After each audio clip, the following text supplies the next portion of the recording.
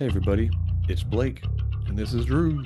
and you're listening to Lock, Stock, and Two Smoke Controllers podcast.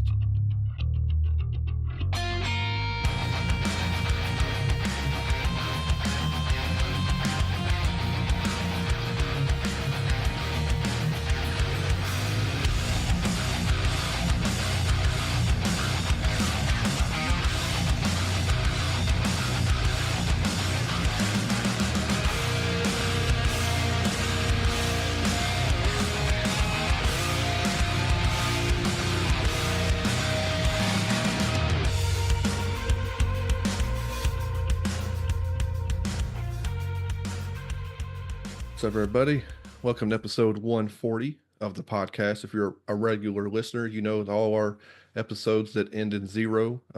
We have a guest on here, and this week we're happy to have a returning guest. It's family, so it's always fun to have family on here. We've had he might be the only family we've had on. We've had a couple of friends on. Brian. Well, Brian doesn't count as family. He's a podcast editor.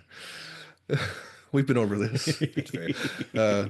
So Daniel is our other cousin. So we I don't know Daniel. Brian. I've never seen Brian in my life. He's our younger, more successful cousin. I think Brian and Daniel were about You guys, I think you might be the same age. I don't close to know. the same age. He's a bit older. But yeah, We'll just say Brian's older, poor Brian seasoned. Brian getting trashed. getting so much shade. Brian getting trashed at the beginning of the podcast. No, we love you, Brian. But yeah, I Daniel. love you too, even though I don't know you. Daniel joined us, forever ago. We talked about 40. 40. Did he get 40 and 140? Is that a coincidence? I don't even remember. We didn't look it up. I don't Anyway, know. I got my our phone with cousin me. I can check. Daniel is here. Hello. We did Moonlighter way back when, which if we hold out a little while, we might have you back on for Moonlighter 2 if it ever comes out. Because they have I think recently announced a Moonlighter 2, which I'm definitely interested in. Yeah, me too. I don't know if I'm gonna like it better than the first one because it's all 3D and stuff. So Oh, they made it and then- 3D. I didn't know that. Yeah, it's more 3D looking, and it's I think it's more. I think you're taking care of a town. It's got. I don't know much 30. more about it. It might have more of a Stardew vibe to it. You're on episode 30, so we didn't quite accidentally nail a 40-40 thing. That'd have been funny. 40-40. 40-40. 30-40. That's close enough. We're all coming up on 40 or over 40. Yep. I was 30 last time, and I'm 40 this time. It's funny. So if you listen to the last podcast, you know, I think besides mentioning Daniel's coming on, I think I would have mentioned we were doing the Timesplitters. Daniel wants to specifically talk about 2, but they put out all 3 at the same time on the PlayStation Network recently, which was a big surprise for all of us because it's a dead company and a dead franchise. But we have a lot of fond memories, which we'll probably talk about. But we'll pitch it over to Blake here for a minute because he's got the sordid history of Free Radical. One of the first. I don't know if they're one of the first, but they're one of the first like publicly destroyed companies. It seems like it's like you hear about it every day now. It's so common in industry, companies destroying companies. We talk about what's the big one, like the big Embracer Group, buying and destroying everything they touch in gaming. Free Radical is one of the first ones I feel like, and Daniel can share your thoughts too. The first one that you just heard about, like you just heard about it, like Free Radical just got. I don't know if it is the first, but it's like the first, like the one you heard about. Like it's like they were like up and coming, going to be a thing, and then that just got destroyed. So it's really strange. But Blake has a bit of history here for us for Free Radical. I waited many years for a new Timesplitters games, and it never happened. Mm-hmm. I was like a little puppy and a puppy waiting at the front door, waiting to be adopted by a really cool game company, and then nothing. Oh yeah. So as we said previously, the developer for the Timesplitters series is Free Radical, also called Free Radical Design. Yeah. They are from Nottingham, England. They originally were founded April of 1999, and they went to February 3rd of 2009 before they went defunct. I got the same birthday month as me and Daniel. Yeah. And then even sadder is there was a revival of the company in December 11th, 2021, but then it went under again in 23. Not even 2 years. They didn't even get a game out. Unfortunately, no. It was May 21 to December 11th of 23. So that wasn't even a full 2 years. They're trying so hard. Mm-hmm. and it's I just appreciate that. it's sad. The only information I had is that they had peaked at 150 employees. It's a big It's pretty company. big. And then with the revival, they only managed to make it back up to 50. And during all of this, they only put out 9 games, Hmm. majority of which were the Time Splitters games. That's Time Splitters 1, 2, and 3, of course. And then they did Second Sight. They did Second They did Sight. Second Sight. Man, Second Sight was cool. That was like I don't think the I've heard of that darker one. version of Psyops, wasn't it? Yeah, well, Oh. it was like it's like that thing where people like two different companies kind of think of similar games at the same time. There was you said Psyops and then Second Sight come out. I played both, and ironically liked Second Sight more. I Imagine played that. I like PsyOps, see you but played never. Psyops. Well, they came out Yeah. the exact same time. Psyops got more publicity, of course, because apparently the industry wants to bury a free radical game. But I played Second Sight on PS2. It'd be cool. I mean, Psyops was cool too. It'd be cool if those two games came to the PlayStation Network as well, because they're Yeah. PS2. They're both PS2 games, PS2 era. PsyOps was a Midway game. Yeah. Another dead company.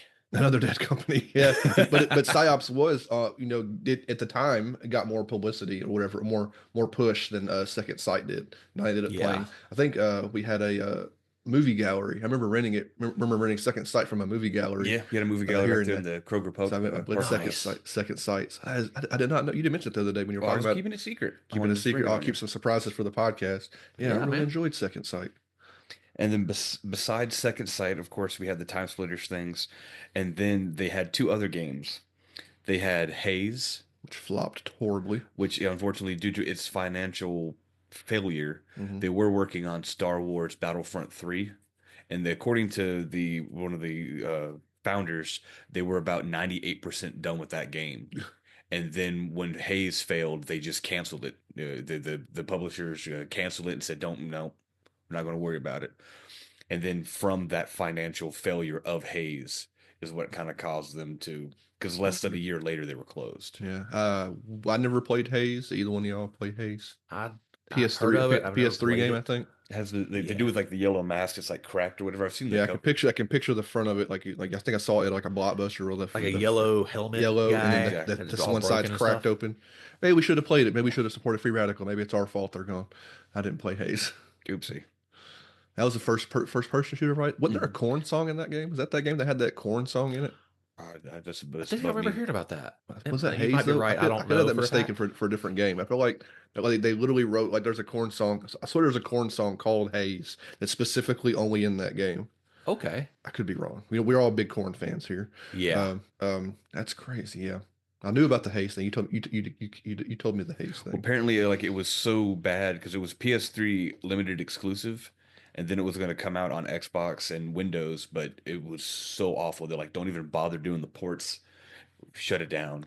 Like, how bad could a game be? I mean, I don't know how much effort they put into it because It's really a lot. I mean, it wouldn't even because it was it was 3 years because they were putting out games pretty quick. You went Time Splitters in 2000, Time Splitters 2 was 2002, Second Sight was 04, Future Perfect was 05, and then Mhm. there's a big gap into 08 for Haze because I guess the change it generation jump. a new gen jump. PS3 was famously hard to work on. That is, yeah. That might have slowed them down a little bit. Yeah, but still, I mean, it's only 3 years. So that's not that big a thing, and then for it to be so awful, Who's the publisher for Haze? Ubisoft. Ooh, okay, well, And they're not as bad as EA necessarily. well, EA only published IDOS. Future Perfect. The first two. IDOS for Who the did? first two Time Splitters. Yeah, Eidos. Yeah, then Yeah. EA Eidos, however published you the pronounce third it. one. Yeah, we were wondering who owns the Time Splitters IP, because if the company's defunct and who put the freaking games out on the PlayStation Network, who got all that that money from that coming back out again. Batman. We paid. We caught it, like I think you texted us when you saw it hit the PlayStation Network, and me and Oh, Blake yeah. we jumped on and we bought I them. jumped on They had 'em- Discord. They launched all on sale. We snatched them all up for like $10 for all 3 Mhm. Time Splitters. Was a steal. I think we got Brian to get them too. I don't know if he's played them, but Yeah. And then this is, like I said, there's like some more sordid history we got going on here. Is in 2009 they were absorbed. They were bought by Crytek, oh yeah, and so Crytek, so they worked on Crisis 2, the port of Crisis 1, and Crisis 3, which were all published by EA. they're just backing up Crytek at this point. And then they also worked on something called Warface in 2004, Yeah, which I don't know if you know what that is. It's some some generic war game, I'm sure. I remember seeing the name, but I don't remember. I would have picked up I wouldn't have rented a game, called Warface. Yeah, but then even once they were owned by Crytek, there was some bad stuff that happened. It says that there were some reports of Crytek, some reports surfaced in 2013 of Crytek having missed pay, like I think 2 pay periods for the employees, so they didn't get paid for 2 full paychecks, Mhm. which caused them to like, what's going on? Like, why aren't you guys paying us? People started like demanding that they get paid, or they're not coming up to work. They were saying they Yeah. weren't getting their bonuses, they weren't doing all this. It seems like, does any other industry? I mean, I know people fight for money in a lot of jobs, but it seems like you only hear stories like this in gaming where people do work. They literally do work for a company, and they're just like, "Yeah, we're not going to pay you for that. We're just like we did work. Like you have to pay us for this. People don't just work for free. Like leave their families and come to work for 40, 50, 60, 70 hours a week for a game company, and then you just not pay. Like you've heard this, you hear it a couple of times in this particular industry where like these bigger companies just expect people to just like, we'll pay you when we want to. I think that's not how business Yeah, works. that's You don't hit BS like you right don't go there. to You don't. like you don't go clock in to like a like well I just say we got a McDonald's. You don't clock into McDonald's for 40 hours a week. McDonald's will be like, we'll pay you eventually when we figure it out. Like nobody does that. No big company like My nobody. first job, one day I went into work and my boss told me, don't clock in at all. I'm like, okay, I worked for a few minutes and then I went home. What job was that? Steak and shake. The Hey, second shake. buddy. What Hi. were they doing about not wanting you to clock in? Were they just not paying people or something? I don't know what happened. I think it was, I don't remember what. I That's don't, like that was only forever one ago, day. huh? Yeah. God, I remember when you worked Steak and Shake. That's forever ago now. That was a way back. Yeah. Probably back when we were. Excuse me, that's my kiddo. You're right. Yeah. But when I was some of the other grievances and stuff that came through, a total of 30 employees had actually left the company due to decreased morale and their inability to get paid. And then in July of 2014, Crytek said that there is no problem. They're just going through a transitional phase and trying to secure capital to emphasize projects in the That is future. a company answer if I've ever heard one. Yeah, there was no issues. Like a And then that was in July 25th of 2014. And then July 30th of 2015, they announced that the internal restructuring, uh, due to the internal restructuring, they were selling the property of Homefront, the IP of Homefront, to somebody else. And then they sold it to was it Deep Deep Silver? Silver. Yeah, Homefront only had 2 games. And then it says it just says unconfirmed circumstances, uh, that Crytek relocated all of the former employees of Free Radical in accordance to British law to another company called Dambuster Studios, and that's it. So Crytek sucks apparently. Apparently, yeah.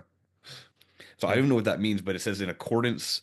Uh, a new studio was established, Dambuster Studios, in Nottingham, in accordance to British law. So some crazy thing happened they're between just the doing German company some of, company mumbo jumbo, some yeah, corporate mumbo jumbo. but they were Yeah. forced to create a new studio to relocate all these employees to have them work at something. And then that just never was ever heard from ever again. Dambusters, I believe, is still functional, but their main thing they work on is, well, actually, they have the Homefront franchise series. A game that hasn't come out since Yeah, 360 era. and the last game they worked on was Dead Island 2. Oh, they're Dead Island 2. Mhm. Man, we'll talk. That'll be on the podcast at some point. Me, you, and Brian played Dead Island So 2, yeah. and it sucked. So we'll talk about that when we get to it. But yeah, Yeah. so it's crazy. And then after all this, in May of 2021, Embracer Group God. announced that they had a full year report and they were reforming the Free Radical Group, and that they had reformed with a lot of the founding members, and the in hopes And under the Free Radical name. under the Free Radical name, with 2 of the original founders, which is Steve Ellis But and man, if I was in that position, I know you're doing the best you can, and it sounds cool to have Free Radical back. But if Embracer Group approaches you, Google Run. them. Google them and say, no, thank you. I appreciate your offer. No, thank you. Yeah, and that, like I said, that was May of 21, and then and they refounded the studio back in their hometown, so they were super excited in Nottingham, England. And then November of 2023, it was reported that the company would be closed by Embracer Group, which they had been trying to restructure over the last 6 months to try to get everything in order.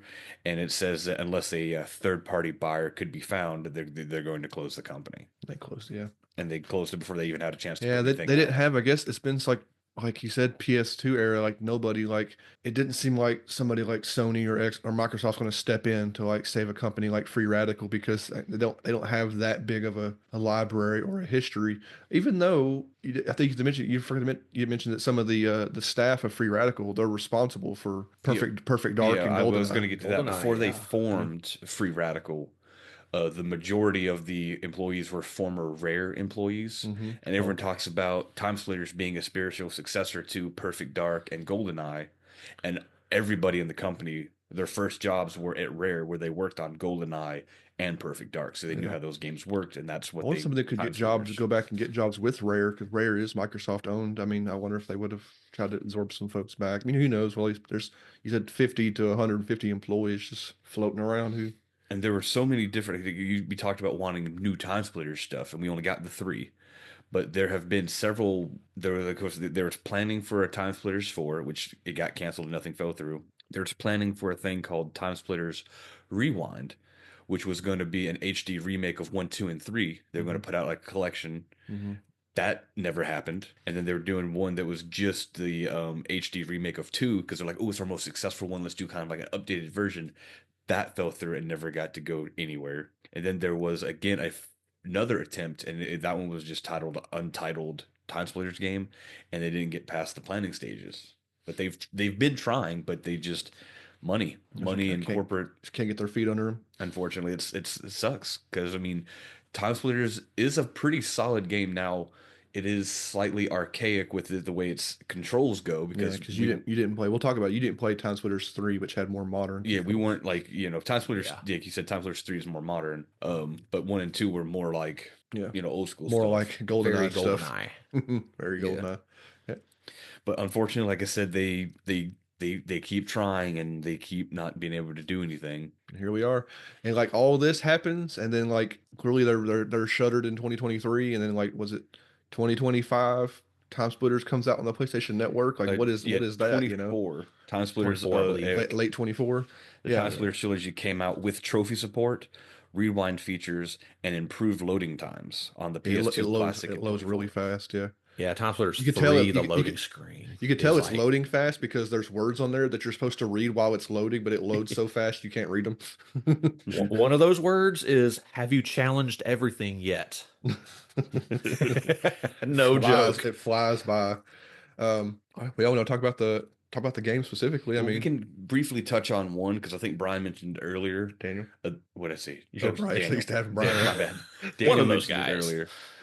Yeah. That, like Timesplitters 1 is like a prototype. It feels like a prototype. Yeah. You go ahead and take it from there, Daniel. and You talk got about that briefly. memories of when it first come out and when you played it? When I first played it, yes. I was at a buddy's house and he had Timesplitters. I'm like, cool. I'm like, and it had this weird little thing on there where you played it with the thumbsticks. You controlled, one of the thumbsticks makes you go, one of them makes you aim, and it was very weird at the time because it was brand spanking new. It was one of the blue discs on PS2, which means if your PS2 got you knew it old, was fancy. you couldn't play it. Yeah, but it was a really fast paced, fun little game.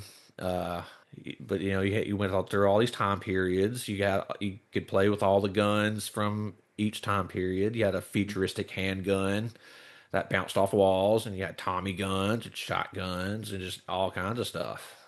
Basically, I didn't have a whole lot to offer. It was just like multiplayer and then the story mode, and it really had no story to it. It's just, okay, you're in this time period. I think the first one was like Egypt. Yeah, go get the Ankh and escape. Yes, and if you play one level, you've pretty much played all of them. It's like if you ever watched Legends of the Hidden Temple back in the day, Yeah, it's kind of like that. that's You awesome. get the treasure, and then like the But time splitters come out and attack I will you, and then say you that got they were probably going for a multiplayer thing because, like, I think in all three, one, two, and three, the first thing you do in that game is choose how many players. So, like, I think they were yes. always multiplayer forward, even though two and three do have a story. I don't know if you could play. I don't know if you can you co-op you split screen the story modes? It's funny because Yes. in Time Splitters 2, there's a moment in like the last level where you've been playing through all these stories, and it's your main character Cortez, who only appears in 2 and 3, but he's the main character of the series. He has a friend in the future, and she gets killed in the cutscene. But if you play co-op, she's magically back alive, and you get to play both of them. That's So it's funny. kind of funny. Another thing to mention, the Wild West level. Hmm. He The player two plays as the girl who's in jail. Oh, really? So you're actually If, in if, jail. You have to wait. oh, really? You guys Oh, Yeah, like play it? Oh, that's cool. that's That's kind of funny. it's clever. Makes cool, you but hang out in the like jail. Like not for the kid brother who's yeah, playing. stuck in the jail cell waiting. Like, what is this? This game's stupid. Yeah, so I will say, Blake, I think you mentioned we dabbled. We told Daniel before the pod we dabbled in Time Splitters 1. Like Daniel said, there's not a whole lot to do there. I imagine it could be fun if you have two, three, four people like running around the levels, and that it seems like that's what it's built for. It does seem kind of very prototypey, especially when you play the other two games and you kind of look back on Time Splitters 1. I only ran around the Egypt level like two or like for like maybe I ran in, I beat it one time, and I was like, well, okay. And I didn't, I don't know why if it unlocked the next level or not, but I didn't play anything beyond the about a half hour of running around the Egypt level of Time I Splitters. beat the Egypt level, and I was like, I get it. What difficulty did you play it on? Did you play it on Oh, easy? oh, you know that. Yeah. Blake would have played Blake ended up playing 'cause I've been beat Time Splitters 2. I'll talk about it here in a minute. I beat Time Splitters 2 on easy all in one night. Actually, I'm stupid. Like I was sitting there my wife was doing her little college thing. And I was like, oh, so I'm gonna play Time Splitters tonight. Time Splitters 1. So I played it for like 30 minutes. I was like, well, I got more time. My night's still young. So I turned on Time Splitters 2 and proceeded to on easy play through the entirety of Time Splitters 2 in one night. Like but on easy. And then that's like a Yeah. week or two later, you were texting me about it, Daniel. You're like, yeah, you got to play on like normal to see all the bosses. I was like, well, I'm not playing it again because I already played the whole thing in one night. But I'll tell Blake. So Blake, you can talk about a little bit about because, Yeah. but I assume you played on normal too, Daniel. Where y'all get to Yeah, see I all the did. extra extra. Time Splitters One actually does a similar thing. You Oh, actually really? like the Egypt level, for example, normal, you go a little deeper into the pyramid, and then like hard mode, you go all the way into it. There's like a big throne or something at the end of it, and So it's that's much harder. I wonder if that would like hiding content behind difficulty. I'm not sure. It's a unique to that these kind of games. I feel like that's something that wouldn't fly these days. Are really whiny about Souls games being too hard and like hiding content behind difficulty. I never heard of another game besides Time Splitters that like just gives you more game for playing on a higher difficulty. Yeah, I think GoldenEye did that. GoldenEye do it too. Yeah, Yeah, I haven't played GoldenEye since I was a little kid. I didn't play it when it come back out again. Mm-mm. yeah, yeah. You can't go back to it. It's so hard to. Yeah. Controls are It's a weird. time. Yeah, there's no because you have Nintendo 64. There's not a second analog stick. Yeah. So I have like I said, talk about Time Splitters 1. There's a total of 9 levels, Mhm. and they're in sets of 3. There's a future, a present, and a in the past, and they range across 100 years of 1935 to 2035. So we're almost to that We're point. almost in the future of Time Splitters 1. Yeah, we're Oh almost to the yeah. future, and we ain't space traveling on the regular just yet. But hey, 10 years, 10 years will be fingers Got crossed, time, we'll buddy. have ricocheting energy bullets and everything. ricocheting energy bullets. Yeah, we probably have those. We just don't know Yeah. about it. Oh But yeah. like like I said, the majority of Time Splitters story for Time Splitters 1, like what story there is it's a temporal war against these creatures called Time Splitters, which use time crystals to travel through time, and in doing so disrupt human history, and you're trying to prevent that. Is there any cutscenes that say that in Time Splitters 1? No, Nope. not that I'm aware of. There's no cutscenes in Time Splitters 1.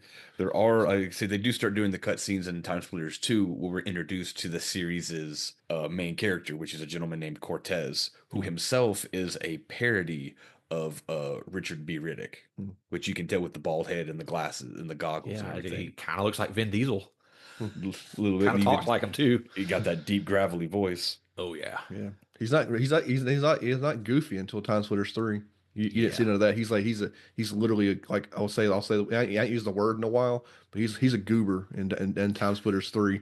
Really? He's a freaking he's just goofy as hell. He's hilarious. Yeah, time to split. Time to split. Yeah, whatever. He like that. embarrasses himself in front of everybody he meets in Timesplitters 3. So where are you from? From this time, this place. Oh yeah, got dental. I love that part. It's so Yeah, it's hilarious. funny. I saw that. I wish I got around to playing it then. You still play it after the fact, but yeah, he actually has more of a because he only has a couple of cutscenes of himself in Timesplitters 2, I feel like, and then most of the cutscenes are we talk about Timesplitters 2 now. Most of the cutscenes are like because it does like individual stories, like each level is like its own little self-contained story, which is a pretty cool way to do it. Well, they drew a lot of influence into. They started like, okay, people like Timesplitters 1, we need to build on it, which they did a really good job of building. But their idea of time travel was different, and they took Sliders, quantum leap. Quantum Leap. Yeah. Sorry. They took a lot of they literally took a lot of ideas from even to like the portal, and as he jumps through, he kind of like turns into the person that he's in or whatever, and then he is that person, and he's interacting with human history at that point in time with that as that person. Mm-hmm. And yeah, there were basically it's the same stories. Going through time, the time splitters are disrupting human history, but now people are getting a hold of the time crystals, and they're like getting knowledge of that what they have, and it's a little vague on how the knowledge was transferring to these people, but it was pretty cool. Mm-hmm. I think when Timesplitters 2 comes out and you're jumping through time and every level is different, there's no other game at the time that's done anything like that. Yeah, so you got like if this podcast makes you want to go on the PlayStation Network and buy them, just remember you're playing PS2 games and think about what games were out at the time, and nothing else is anything like this. And it covers a wider range. Yeah. It comes from, let's see, what is that? 1853 in the Wild West, which we talked about, is the oldest it goes, but then it jumps to the future of 2401, which is where Sergeant Cortez is from battling The Timesplitters in the future. Yeah. It's a much wider range. That's like And present day. Mm-hmm. What was that? That's present day, quote unquote. For him, yeah. For present day. So it had Timesplitters 1 had 9 levels, Timesplitters 2 had 10, and Timesplitters Future Perfect had 3. Now each we didn't really talk about this. 3? That's 13. 13, you said 3. Oh, my bad. Has 13 levels. There's a 3 in it. My bad. But we didn't talk about this either with Timesplitters 1 is as you're playing through, depending on certain things you do or how fast you get through a level, and then the difficulty that you go through, you do unlocked characters, different character skins for multiplayer, yeah. for the multiplayer. In Timesplitters 1, there were 64 characters you could play, including enemies as well as other characters. That's a lot of characters. That ain't nothing. Oh yeah. Timesplitters 2 has 126, while Future Perfect has 150. A lot. It's every person every kind of character Character model. Every character model. And Mostly, then there's some NPCs you don't play as, which is kind of strange, but the majority of them. At a certain point, 150 characters, you might put everybody in there. And well, technically, there between the two games, 2 and Future Perfect, there are 340 characters, but some of those also just include different attires for the same costume. So taking out the attires, the different skin colors. There's 272 unique characters to play between Timesplitters 2 and Future Perfect. Yeah, those are just character skins for the multiplayer. None of them having the unique weapons or anything like that, it'd be cool if they did that, but also like change the dynamic of the game, which I understand why they wouldn't. But you just run around as like a giant monkey, Chip the monkey, and what's his name, Harry Turner, the dude with the giant porno mustache. Yeah. But yeah, some multiplayer, some of the characters, like if you play as a zombie, you can't get headshot. Your head will pop off, but you still get to keep going. Oh, that really? That's cool. Oh, that's yeah, cool. I didn't and I realize think that. robots can't get lit on fire. And there's a couple other things. Of course, you got the monkey. He's like your odd job character. He's like really short, really hard to hit. Mm-hmm. But you know about the odd job was this in GoldenEye. His character model was shorter than all the characters, so he was people would call it cheating. Like you can't leave in GoldenEye, you can't play if you're playing multiplayer. Nobody can play Odd Job because he's below. Like you have to look down to shoot him. So it's kind of like, and he says like the monkey's the same way. It's There's shorter also than other character models. the only, other one I remember playing was like playing like Tekken 3 and being gone. A little Because dinosaur. he's so short, Oh, all yeah. you had to like hit the down kicks, everything would go over his head. Remember We would be doing up that? all night trying to unlock that character because we didn't have a memory card. Oh So we God, just I had to know. like go through the whole game and just Unlock unlock them. gone. For play one match and then all fall asleep. Yeah, well, we're done with this. And then they said like I said, there's a 13 levels in Time Splitters 2, and that ranges also from a Three. pretty wide variety. Yeah, we can talk about I like to talk about because the levels because you do get unique experiences across the Time Splitters 2 I'm going to levels. specifically focus on Time Splitters 2. I got the names of the levels and stuff. Yeah. So we can kind of chit chat about that. Yeah. Now, the first one, like, now, honestly, I'm looking back at all the levels we had. I think the first level was probably my favorite. First one, the Siberia It's a level. really good one. What was that? It's a really good one. It's got a lot going on with it. I like because two things, because the control scheme is slightly archaic of its time. I didn't like the heavy action levels because I was like, how do and admittedly you could just like hip shot and it would like aim at the and I kind of and I also turned on some of the accessibility features like aim assist and stuff like that just to kind of make it a little easier for me. You were playing on normal. Yeah, so you could like hip shot and you would kind of hit in the core. I like Siberia. It was Siberia, and then I think it was Neo Tokyo that lets you kind of like Metal Gear Solid go through most of the level without a weapon. Yeah. You had a silenced pistol, didn't you? Not in that one. You had to. You're for the first person you have to kill. You have to self punch them in the back of the head to get a weapon. Oh, okay. But you go through most of that level sneaky because if you get too close, they see you and it triggers a massive fail state. I think it's a lot a of fail people. state. It's a fail state getting caught. I think a lot of people hated that one because it forced you to stealth. Yeah. But I know how to get a weapon like early on. If you go forward and go to the left a little bit, you can go through this little shopping area, crack some windows, and there's guns in there. Oh, and then okay. and then she'll be Nice to know. going across this going down the street there, and you just follow her. If you know what you're doing, it's like it looks cool. But like if you don't know what you're doing, it's very frustrating. I guess you'll have. That's the. So I guess as we'll say as the recording as of the recording of this podcast, I think Daniel has 2 episodes out, right? I don't know if a third one will be out. Just put the third one out. Just like as of today ish. Okay. Yes, last night at some point. Okay, so we haven't watched that one yet. So as of the recording of the podcast, when it comes out, now there will be at least 3 episodes. Is that the episode you're talking about? Is that one? Have you got to that one yet? No, Not yet. That's later. that's later. like Okay. So 2 or 3 later. So you'll get to watch him do whatever he just said, in a couple episodes. If you go to his Zukovious channel, we've watched the first 2. We watched the Siberia, and we watched the was it the gangster level? Yeah, Yeah. that's like my favorite one. The gangster level. I did want to point out something we kind of laughed at you because we did watch the Siberia level. Is you play through the level. And then at a certain point, you're like, "Oh, hey, the satellite. Once I get some bombs, I get to blow that satellite up." It's one of the side missions. You get the bombs, you do the side objective of like setting up the files on fire, and then you move over. Yeah. And then you go through the level. You come out the second side. Oh, you look over. You got to lead with spoilers for Daniel's video. When he's walking around right here, he's talking about how this is his second time playing the level, and he forgot to destroy the satellite dish. First playthrough. He talks about it and then Twice in a row, and then proceeds to walk off and do it again. And it's like those things, but because it's not a stream, it's a YouTube video. So you're watching, you're like talk like Daniel, no, no, you're doing it, no. You gotta blow the satellite dish. And he does it. He runs. You watch. It's spoilers, I know, but he runs through the entire level all the way to the end, and the end stuff doesn't trigger because the portal doesn't trigger because he didn't destroy the satellite dish. So he just runs all the way back and does. It's really funny. ADHD, man. You'd think it'd be like a planned joke, but it's funny because it's not. It's just funny watching it play out because it's funny listening you talk about it and then do it and proceed to do it again. And we're like, no, he's doing it again. It's so funny. Hey, those are the stories we tell, right? Yeah. That's what makes it funny. I genuinely like the Siberia level. Because you can sneak it. Because it was stealthy and like the stealth does work and it does some unique things too. Because I'll admit I played through on normal, and I wouldn't have been able to beat it on normal if I didn't have the rewind function because I kept Yeah, dying. we're babies. Because I kept dying, and there's no healing. You get armor packs, but there's no way to heal your health. Yeah, I didn't know there's no healing. You said there's no healing at all in Time Splitters 2? Not that I could find. You get armor Oh, packs, but you don't get health. Yeah, there's health packs all over Time Splitters 3.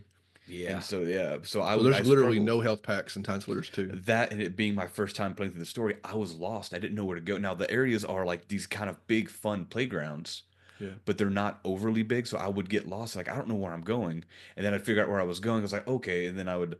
I could probably get through each level a lot faster now, but it took Yeah. me honestly about 20 to 30 minutes to do some of the levels just because got to a point where I think multiple times I got to which one was it? Probably Atom Smasher or Return to Planet X. While I was in the final fight, I was in a spaceship battling these time splitters. I had to get the crystal and then jump out the bottom and go to the time split. But I had literally one hit point left, so I was literally rewinding and playing it like becoming like the Matrix hero and like dodging the energy blasts as they were coming. It's almost like it's a PlayStation 5 feature, but it's almost like the rewind to the PlayStation 5 is like an additional because It- you're playing a time travel game, so you're like It felt Cortez. fun. Cortez has this Yeah. additional rewind Very, ability that Prince of Persia. only exists in this version. Very Prince of Persia, like rewinding my Yeah. mistakes and becoming like a god and like A god, dodging through. a god of time. You get killed, and like, that's not what happened. Yeah, and then Let's But go yeah, back a little bit. I would not have been able to beat the levels, at least not first playthroughs, without the. Yeah. And oh god, And Blake, and we will obviously, if you listen to the podcast, Blake is one not good at first. Well, so we'll say for lead, Blake does not like first person shooters. Two, Blake is not good at first person shooters. And three, I made him. I told him to play on normal because Daniel said there's more content. So Blake played a harder version, and then I guess four would be this doesn't play like it's hard to explain without having a controller in your hand how this plays differently than a modern shooter, but you can tell if you're when you're playing it you can feel it. But it doesn't play like what you think a shooter plays as. It does, like you still aim that way, but it's just like slightly off enough you feel kind of uncomfortable. It's a little jittery. It's very little bit. sensitive. It is very Like yeah. So you lightly tap to the left, and it goes whee.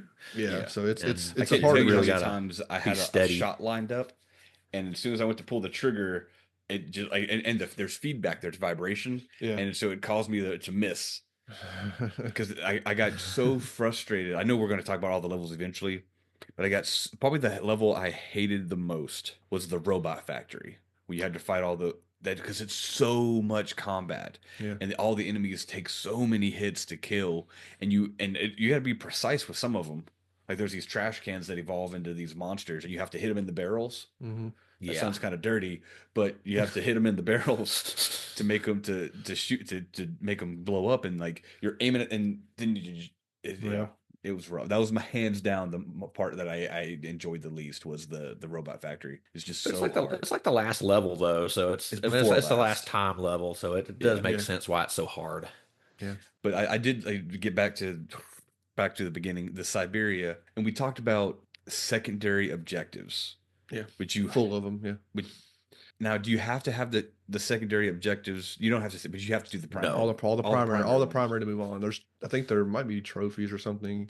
You get. I guess originally you would have got maybe additional character unlocks for doing all the secondary. I think objectives, so. something like that. There's some sort of reward for back. I did get all the achievements for Trophies. all the story achievements. I didn't do the arcade mode, but I get all the story achievements for beating each level on normal and completing all objectives, main Yeah, and sub. nice. Because you I have missed. We're not big. We're like light trophy hunters. I don't think you are really, Daniel, unless you really like a game. I missed in Time Splitters 2 firing every weapon, and I thought I picked up every gun. well, there are some weapons that are only available on higher difficulties. Oh, well, that explains it. Yeah. All right, there we go. Never I mind. haven't platinumed it yet, but I would like to. Yeah. because it's a fun game. I'll go platinum a game if I really enjoy Really doing like it. Yeah. Yeah, that is crazy because there are certain weapons that are only available. Like I think in the first mission, is the only way to destroy the files in the cabinets, the secondary Throw a objectives, mine on it. is throw mines. But if you're playing on normal or higher, about halfway through the level, when you go down to like a little, Yeah, I think I saw Daniel pick up the flamethrower in you his get a video. flamethrower. Yeah. Yeah. which is only available in normal and above. So I mean, so weapons are only hidden on normal and higher. So, so it was just me missing out. Okay, that's fair. I got that one. You I fired all your the weapon, weapons. yeah. Nice. And then I think you talked about it briefly because I think you get is it in Siberia? Yeah, in Siberia you get your first cartridge for your little Yes. data scanner. You You want Really to talk about fun those Easter games real egg. quick, all three of them, and then we can move on. So the first one is Snake. It's called Anaconda, but if you remember the Snake game on the old phones, it's basically that. It's a little smoother because you can like rotate it. Uh-huh. It's a little harder actually. Yeah. But then there's one of them's a little racer. I don't remember where that one is. But in Neo Tokyo, there's the Lunar Lander, which is the first one I ever picked up back in the day. But it's also one of my favorites. You have to land the spaceship onto the little platform and without crashing it and running out of gas. Did they actually call it Lunar? Because I think Lunar Lander is the actual game's name. I don't think because Anaconda and Snake are different. I don't think they called it. Astro Lander is the name of one of Timesplitters. Lunar Lander is the actual game. Original game. Yeah, they got to watch those copyrights. Off of. Yep.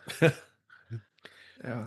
See, the second one's probably some sort of. I wonder what it's a. What it's a. There's a racer. I never got the second thing. You only have to play one of them. I played Anaconda. Got the trophy, but you only have to play one of the three games. I wonder what racer it's like. It's a parody. It's a parody of. I wonder. It's I don't remember what game it originated from, but it's just top down.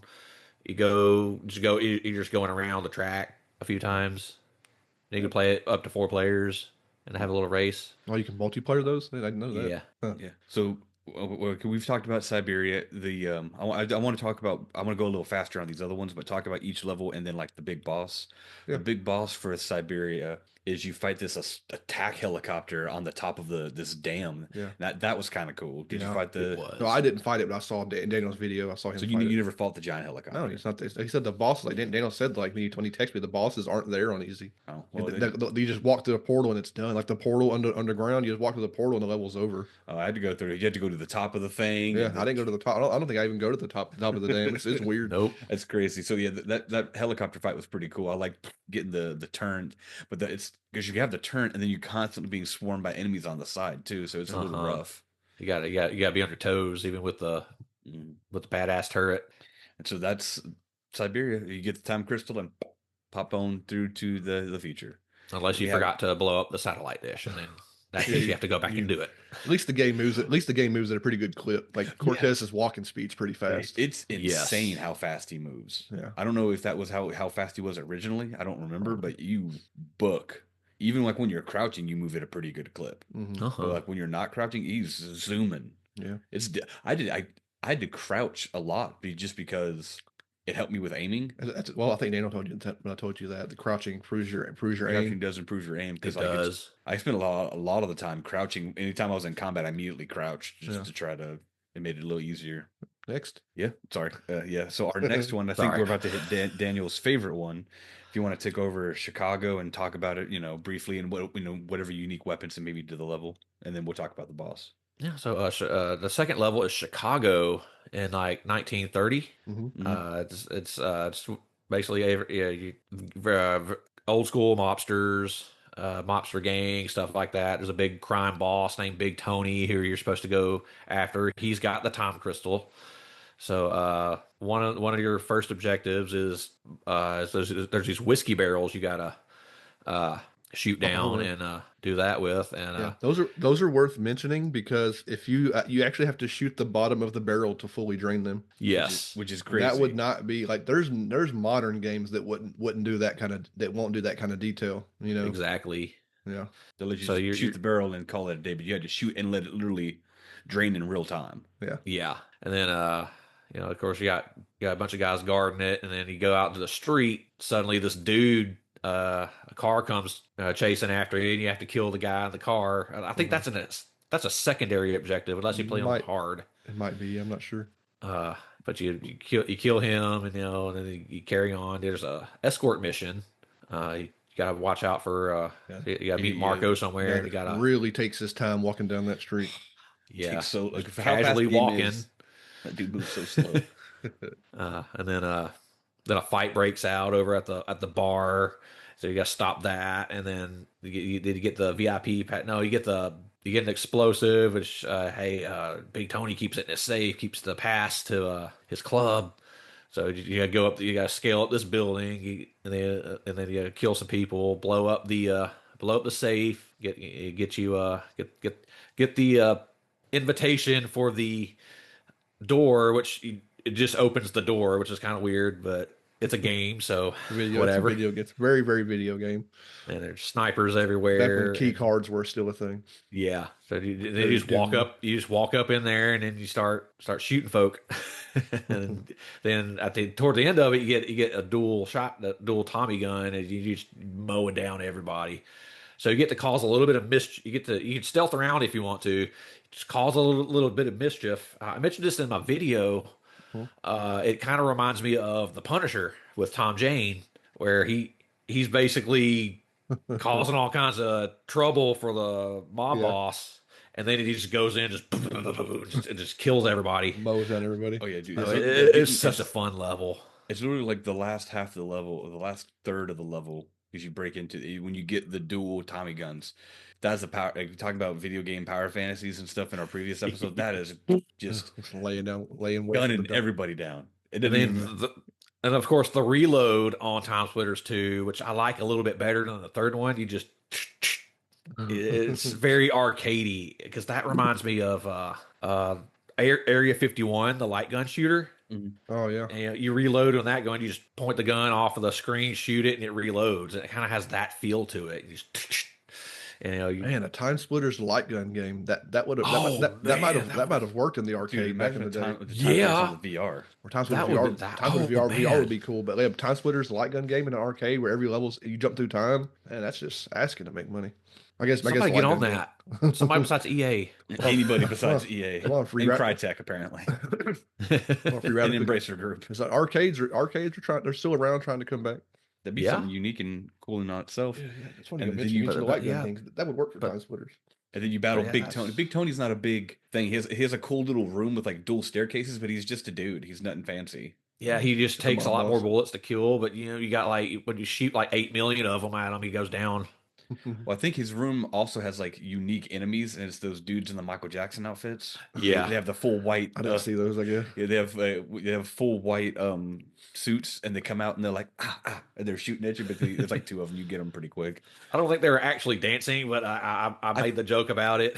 I feel It like was they funny. were because they're in the Michael Jackson suits. In my brain, they were dancing, going every time they were shooting a bullet. Throw the hat at me. Oh yeah, and then and then you just run back out. Sometimes you have to like backtrack a little bit to get to the portal. It Find the doesn't portal. always appear in the same room you're in. Actually, I think that one does appear in the same room you're in. It You just does. turn around and it's in the room. Yeah. And then we get to Notre Dame. It's 1895 Notre Dame. You're going through Notre Dame. You got to save some scantily clad ladies down in the sewers and the Yeah. dungeons. I did with not knowing to pull the lever. If you shoot the rope of the lady that's hanging, she falls and dies, and you fail the level. Yeah, That's one of the I times learned I- that one the hard way recently. So I don't know if that's, is that in your, I know it's a spoiler, I guess, for us, because that's your next video, I Yeah, guess. Notre Me, Dame. me and Blake will watch I didn't do later that today. one, but Oh, okay. I did play through I played through the game before I recorded it, so I didn't remember everything. So there's the last one. Save her. And, she's dead. Also Whoopsie dead. daisy. And that's a That's a game-ending it's a- state. That's a game failure state. But you so can rewind it. Yeah, we rewound. I was like, oh crap, rewound. can't shoot the scantily clad lady. Except No, for this that one. is what was that? Except for that one. There's one of them is like mutated. Oh, There yeah. you go. Yeah. And this has a pretty cool like little wave thing. You have like because once you rescue the girl, you have like the groundskeeper and he has a shotgun, and you're just playing support and you're helping him like do wave after wave of these zombies. Mhm. Yeah. And then that has a unique boss fight where he turns into like this giant time splitter thing. Kind of looks like the Rock Titan from the Hercules cartoon. Kind of looked like Yeah. that. He was big and bulbousy. That's a pull. It's called the But- portal demon. Yeah. But he's big and he Yeah. shoots lasers and zombies are coming after you. So it's a big boss didn't see fight. that It's at really all. cool. It's a big, crazy boss fight. It's probably the craziest one, honestly. I think so. Yeah. It's the most like out of left field. it's- You're like, it's a portal demon? What? It's I not get- it's not as difficult as the helicopter, surprisingly. Mm-mm. Uh, Because he's big. But You just pop him. He has such a big target. As long as you're shooting him, he dies. yeah. And it's pretty As cool. long as you're shooting him, he dies. And like I said, it is built very prettily. And then I think there's a whole atmosphere thing. Is like as you get to the top of the tower, you get to go outside with the bells, and it's thundering and lightning up. So it's very like you said. Each of the levels are built as like these tiny little playgrounds. They're really fun. It's cool to explore. There's not a lot of secrets though. Really, it's not like oh you can over and like pull this door and get like a. There's not really a lot of secrets like you think there would be. There's not really. There's the 3 Like, cartridges, and sometimes there's like a piece of armor somewhere. yeah, But that's you about think it. they'd be have a little more fun with that if they talk about hiding content behind difficulties. Why don't you just hide some secrets in the map? Like go behind this painting, there's a special weapon or something. Just have some fun with it. But it's also like early, and people weren't really doing that. It's long before Gears of War came out. Gears of War came out. That's when they put the cog tags Yeah. and Oh, yeah. collectible Well, I mean, stuff in you think there. about the time frame. I mean, I know. So you play a lot more Doom. Like the Doom 1 and 2, this came out long before Time Splitters. They have a bunch of hidden doors and hidden stuff too. Doom's pretty famous for like hiding secrets all through their levels. It ain't the same company, of course, but like Oh, I'm not even talking like and I wonder if Easter like eggs or collectibles. I just mean like a fun little secret, like an extra armor or a unique weapon. mhm, You know, you But know, then, like I said, Notre Dame's pretty cool. That boss is like, unique in and of itself. And then Return to Planet X. That was my least favorite. Is that the one? That's the one where you crash the ship and you have to make it back to the ship, right? That's the one I was just talking about.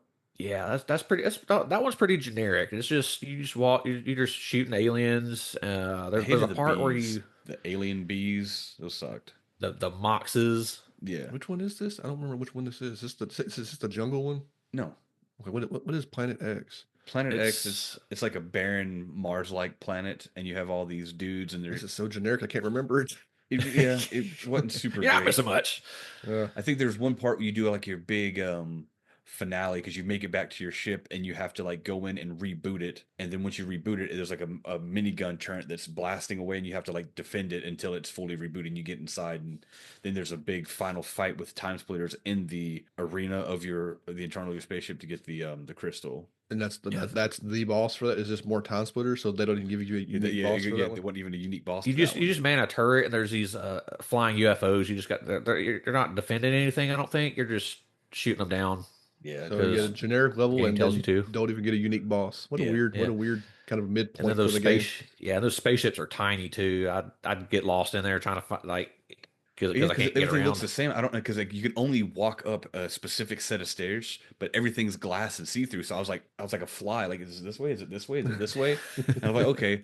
And that was so difficult because that's the one I had one hit point left, and I was Oh, yeah. becoming a time god during that fight, and literally like dying and rewinding, dodge a bullet, oh, die. And then I finally like going back through. I could probably figure it out, but it was like because everything looks the same. It's just a white interior, and you have to be looking slightly down to see the stairs. Weird. Yeah, I have no memory of that one. Weirdly It's enough. not really worth remembering. It's not super Huh. great. I actually recorded that one in 2 parts because my son woke up and I had to take care of him, and I was very tired when I came back to it because I was super chatty because I was very very chatty, and then I came back like, oh, okay, let's get this over with. It's kind of like happens. that. Let's move on to our next one. The one I think we briefly spoke about was the Neo Tokyo one. In the year of our Lord 2019, far into the future. Super far into the future with flying cars and everything. Oh yeah. Nobody You got know this it. right in any form of media. Nobody got the late to the mid the early, I guess the first quarter of the year 2000, Yeah, we're in. 2025, and man, there's not a flying car in sight. I mean, there are some self-lacing Oh, shoes. there were some flying cars in Memphis, some flying ambulances. The That's a twin different story for a different day. Twin barrel rules don't count. I'll say you had mentioned Memphis because you live right outside of it. One of my favorite things I saw, I guess maybe it was a meme. Is like I went to Memphis for the barbecue and stayed because I got stabbed. Yeah. I mean, Memphis, it's not a horrible city. It just has a very, very bad reputation because every time you turn on the news, it's somebody got shot, somebody got run over, somebody had a car That's crash. happening here in Nashville. There's Here too, but that's the news. We're not going to a news. That's the news's fault for picking that stuff instead of highlighting the good stuff in Memphis. I just Memphis doesn't have a don't bad like to watch. reputation. Yeah, I just don't like to watch the news. But go into Memphis, it's got some good parts to it. We don't go there very Famous often food, anymore. lots and lots of famous food there. Uh-huh. Big food town. Yeah. If you're an Elvis fan, Oh yeah. there's some crazy Elvis fans out there, Yeah, what Bill Street? I went down Bill Street once. Yeah. If you're a wrestling fan, it's a big wrestling city. A lot of Jerry Lawler's from Memphis, and there's a whole bunch of Memphis wrestlers that got big. There you go.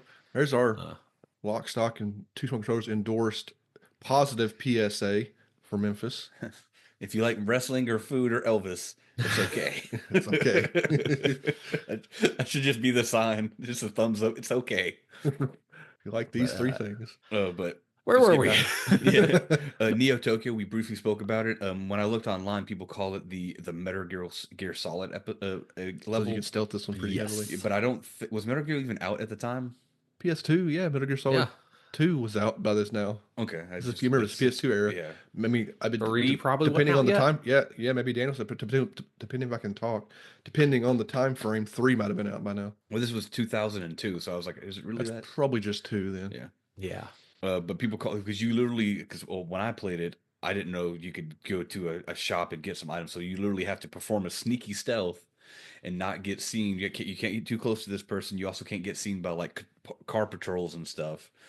But if you do, then it triggers a fail state. So you have to like literally sneak. And if you don't sneak fast enough, you can fail the level because it gets to a point where she gets to the base, she like waves at somebody, and then like an energy barrier goes down and she walks through. Mhm. If you're not next to her when the barrier comes back up, you can't get back through. You have to like punch the glass, and then it triggers like a big fight scene, and then it's kind of basically game over. You have to sneak.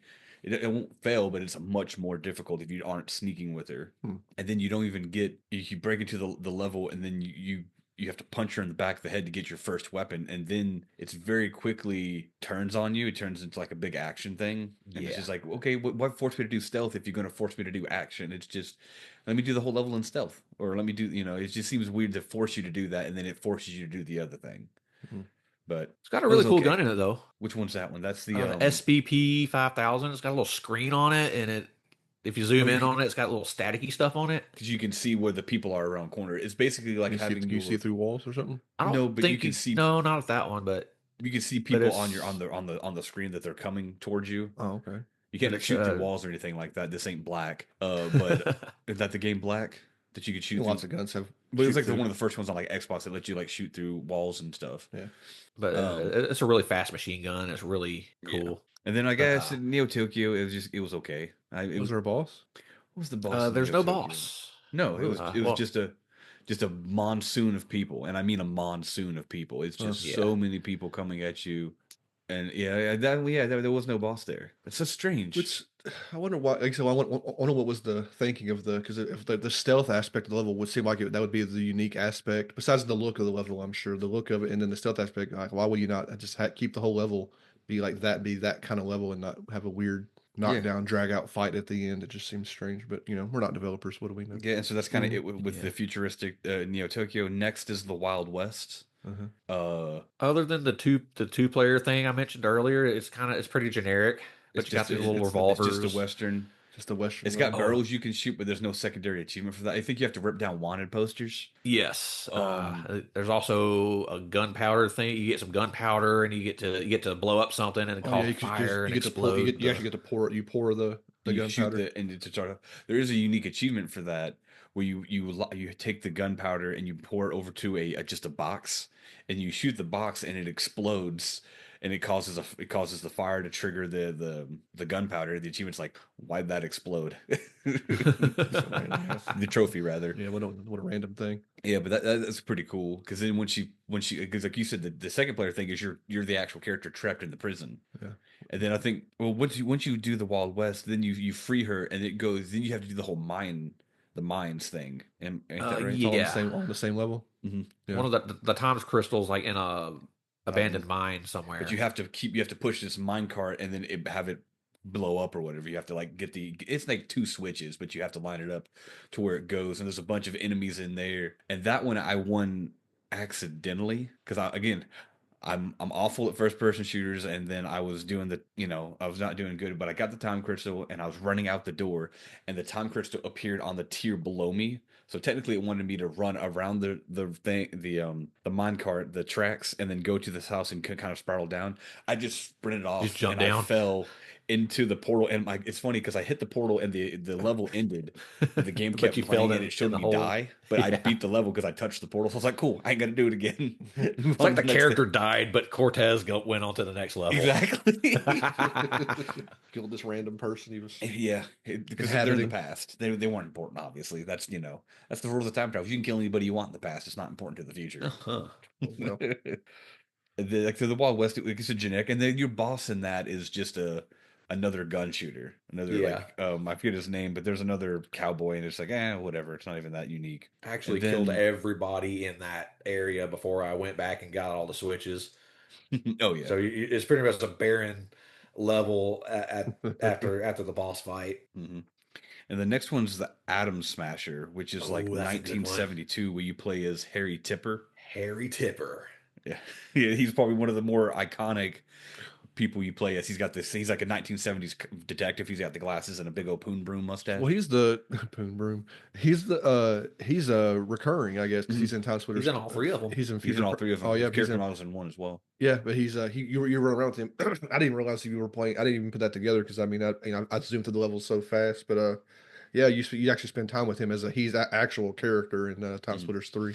And I'll be honest, He calls you a spaceman. Spaceman, that's kind of Spaceman. it. Hey, I Spaceman. think I don't remember this I level put at this in all. my notes, but I Yeah. think that is off topic. But I did. That's fine. It sounds like Cortez and Harry Tipper in Timesplitters 3 have the same voice actor. I didn't look it up or nothing, but they sound knows? very alike. It'd be funny if it was the same guy. It Wouldn't be hard to it would find be. out. Yeah.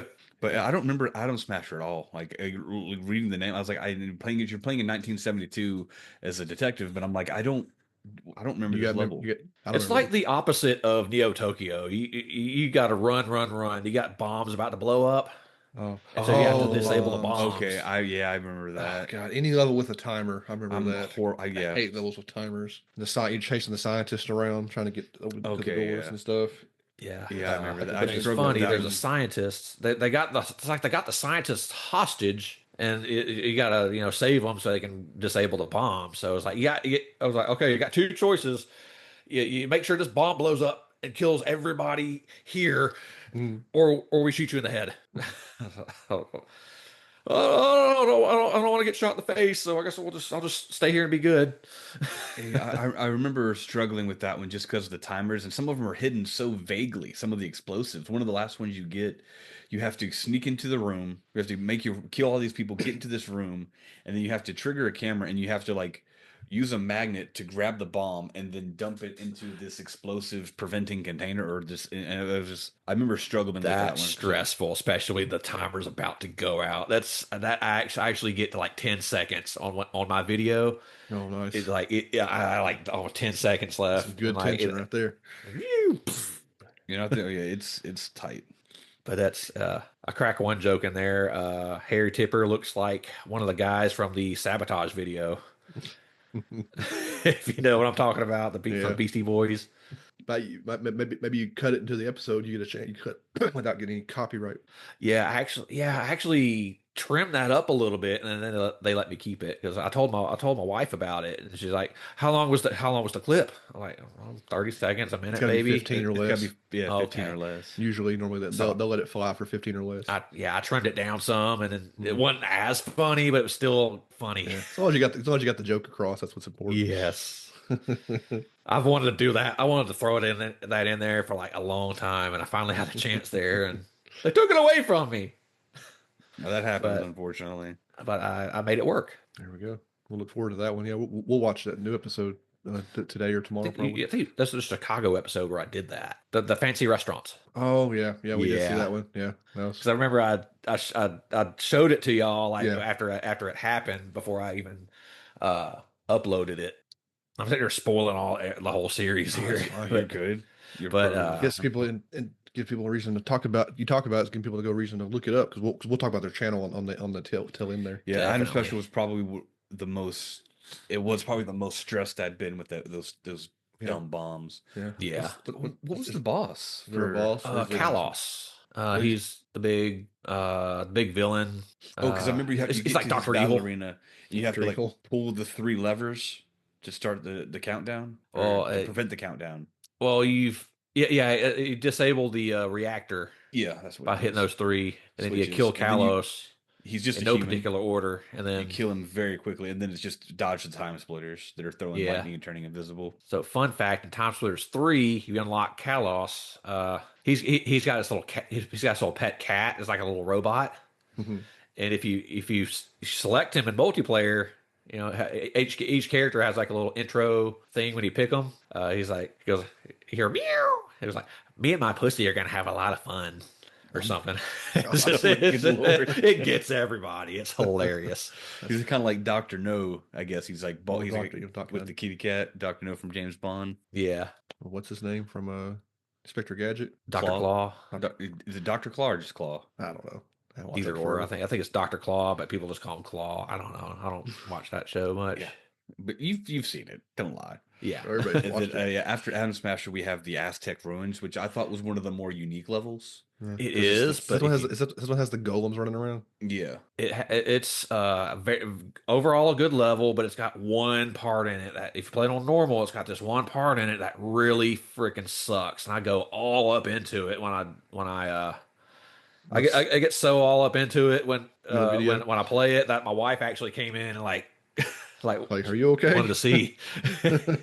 So there's these pillars that you have to Oh, that stupid puzzle. Yeah. yeah. So there's these pillars that you have to turn into the right direction to open up this door. But if you But take too here's the long, it does spawn more enemies on you. Uh-huh. And then there is nowhere in the level, in the game, anywhere that tells you how to figure it out. There's no clues. So you're pretty much there's 6 of them. So you got to get them all right. And You then, have to have like, because I eventually looked up a guy, because I tried. I was like, okay, this isn't making any sense. So I went into GameFAQs and It's found weird a that guy. there's no like in-game solve besides you guessing. pretty much have to look it up online, and it's like really weird. that's a really crappy portion. And it's Timesplitters 2. I cannot blame this on EA. Yeah. So like what were they thinking?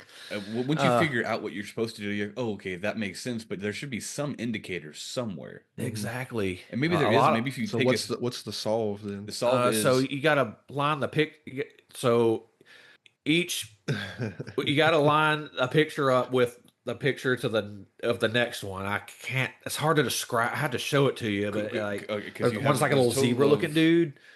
The zebras pretty much have to be touching.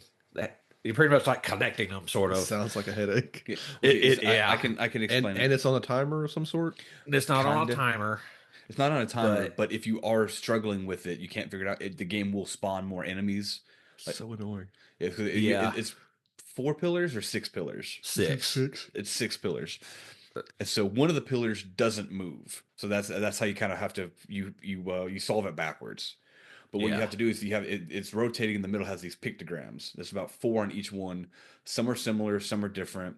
And there's animal symbols. There's like an elephant, a lizard, a gecko, a bird, and then something else. And you have to have the gecko on this pillar has to face the gecko on this pillar. And I don't know why they used a gecko and a lizard, because their symbols are really close. You have to look at the hand and you like see, oh, that one's a gecko because he's got the gloves. And then you have to make the 2 elephants look at each other, and you have to work backwards. And it's like, even reading the guide, and I was just like, what? And then he's giving names to these symbols. I was like, is this a lizard or is this a gecko? What? Be more specific. And that particular pillar thing was frustrating. Yeah. And then There's no way to figure it out unless just blind luck. And I think a lot of people watch the opening cutscene. If the he runs past it in the opening cutscene, and it shows it like correctly. Is that the only hint? Is that the hint? I think that's the only in-game hint you can find. There's nothing Who on the hides walls. There's no notes. Who hides a puzzle solve in a cutscene that you watch briefly at the beginning of a level? I don't know. That's a trip. I don't know what the mentality behind that was, but it was god awful. Other than that, it was a pretty good level. I'm quick to look up. Is that the one that has the crossbow? The infinite crossbow, because you can actually pick your ammo back up. Is this the one where you light them on fire too? Yeah, that was cool. Like lighting the arrow on fire was a cool detail. Because you could shoot the beehives, and then you had like 1 or 2 times you fought these Trents. Yeah, a and little you had to shoot tree the golem or golem something. guys, You had to golem shoot guys, them. yeah. Well, no, the golems were immune to damage. The Trents you had to set on fire. The golems you had to trick into falling down these like pits. Pits, yeah, I remember the pits. And then I literally like not while I was recording, but beforehand, I literally got motion sick doing that. So I'm old, it happens. so Luckily, I don't that didn't happen while I was recording, but luckily I don't get motion sick with. Only time I get motion sick when I play VR stuff. Thankfully, no, nothing else. I know some people get motion sick when they play like FPSs and stuff like Yeah. that. Is there a boss for this one? Well, kind of not really. because you do like I mentioned as you make it further into the temple, past the natives and everything and the Trents and the monkeys, because this is the introduction damn of the monkeys. Those monkeys are throwing watermelons at you, and you're like, oh, it's a watermelon, no big deal. Man, those watermelons are grenades. Yeah, You know, if you're like, oh, it's just a watermelon, let me just step to the side and it hits behind you, and then like half your health bar goes away. And you're like, okay, you just shoot the monkey. And, you know, and there's a couple of them they trick you with, like there's like a monkey just like hanging out in the middle of like a rope bridge, and you're like, oh, I'm gonna shoot this monkey, and then of course you shoot the monkey, and then like there's 3 monkeys on the rim, and they all throw grenades at you, and you die. It's just monkey doing monkey business on a monkey bridge, and it's just Monkeys doing monkey business. yeah, it's who but, you know, knew? once you know, because I rewound, I never restarted a level, I always rewound because I'm like I'm not spending an hour on a level Yeah, because I was trying to get through it to have content. Very very Indiana Jones. Mhm. It's got a boulder that rolls down. It does have a boulder that rolls down a pillar, a staircase. Kills everybody it touches. So you just run past all the bad guys. The boulder will take care of it for you. Then the final pretty. room has 3 golems in there that you have to find a grenade launcher that's just happens to be laying around there. Yeah, that was a little weak sauce. There's a Yeah. random grenade launcher. Yeah, because you fight because you go through 2. There's a giant room and you go through half the room. The monkeys are well. It alludes to it because if you have one of the monkeys throwing the explosive watermelons, they can actually trigger and kill the golems for you. But you have to dodge through, or if you're running around, you trigger the floor traps to have the golem that's chasing after you fall in the floor trap. I never thought to use the monkeys. You can the monkey. I never thought to do that. I trapped one, and then I was running from one trying to get it trapped, and I heard the footsteps, his footsteps stopping. I was like, "What's going on?" And then apparently, the monkey took him out with the explosives. Heck yeah, man. But you can kill the monkeys before you go into it because they're constantly throwing them. So and then the second half, I'm guessing that on easy there's not a monkey situation. No, there's no monkey business. I don't remember exploding watermelons when I played. So I don't know if They're that's rough. I don't know if that's They a normal or hurt. higher thing. I don't remember. Yeah, no monkey business for me. And then the second half of the room, same thing. You have to figure eight through these pillars to make them fall in. You can kill the monkeys before you go in if you want a slightly easier time.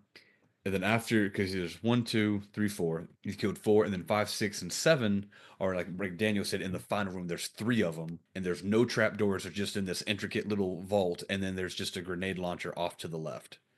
Which somebody may have dropped Maybe at some point. Maybe someone died. I don't know. Who I just- dropped a grenade launcher in the I just Aztec think time? that of how intricate the level is. I don't know whether just like here's a grenade launcher. You can one shot the golems now. I'm like, okay, give me. I mean, I would have much preferred like if you picked up some grenades and it was the watermelons. That'd have been just yeah, like, that okay, would you have got a been fun. watermelon That would've launcher been or a touch to something? it. yeah. But like, you just like here's a grenade launcher, and I was like, oh, that seems weak. A cop out. A little, yeah, kind of.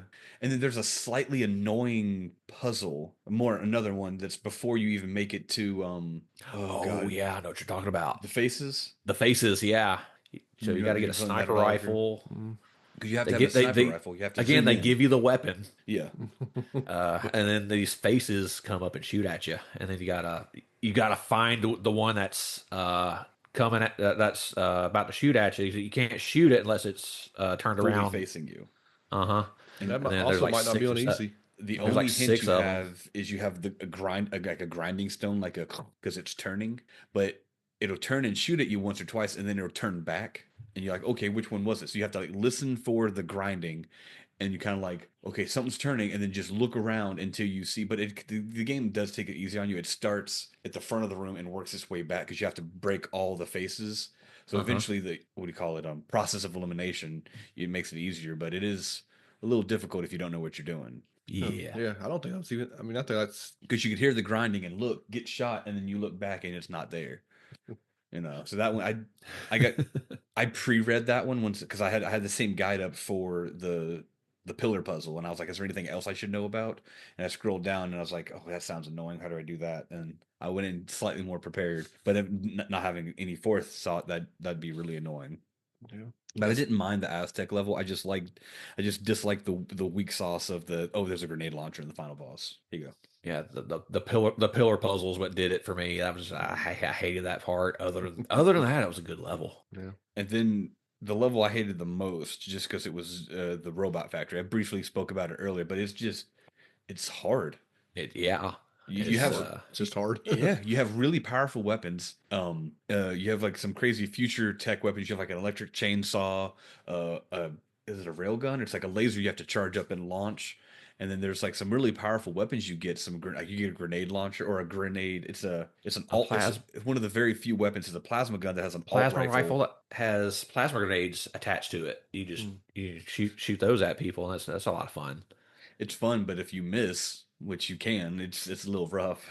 Yeah, But like sticker grenades, like you said, like plasma grenades, it'll stick to I the. don't remember this. This is a straight heavy combat level. It's yeah, Mhm. because you're going through and you have to you're blowing up these reactors Yes. in order to because it's run by the mechanist. Because once you blow up all the reactors, then you fight. This has a very unique boss fight, but it's just so much. I struggled. Yeah, and Like, you have to get the electro tool to overload the reactors, whatever they're called. Because if you don't have the electro tool, then you can't pop them.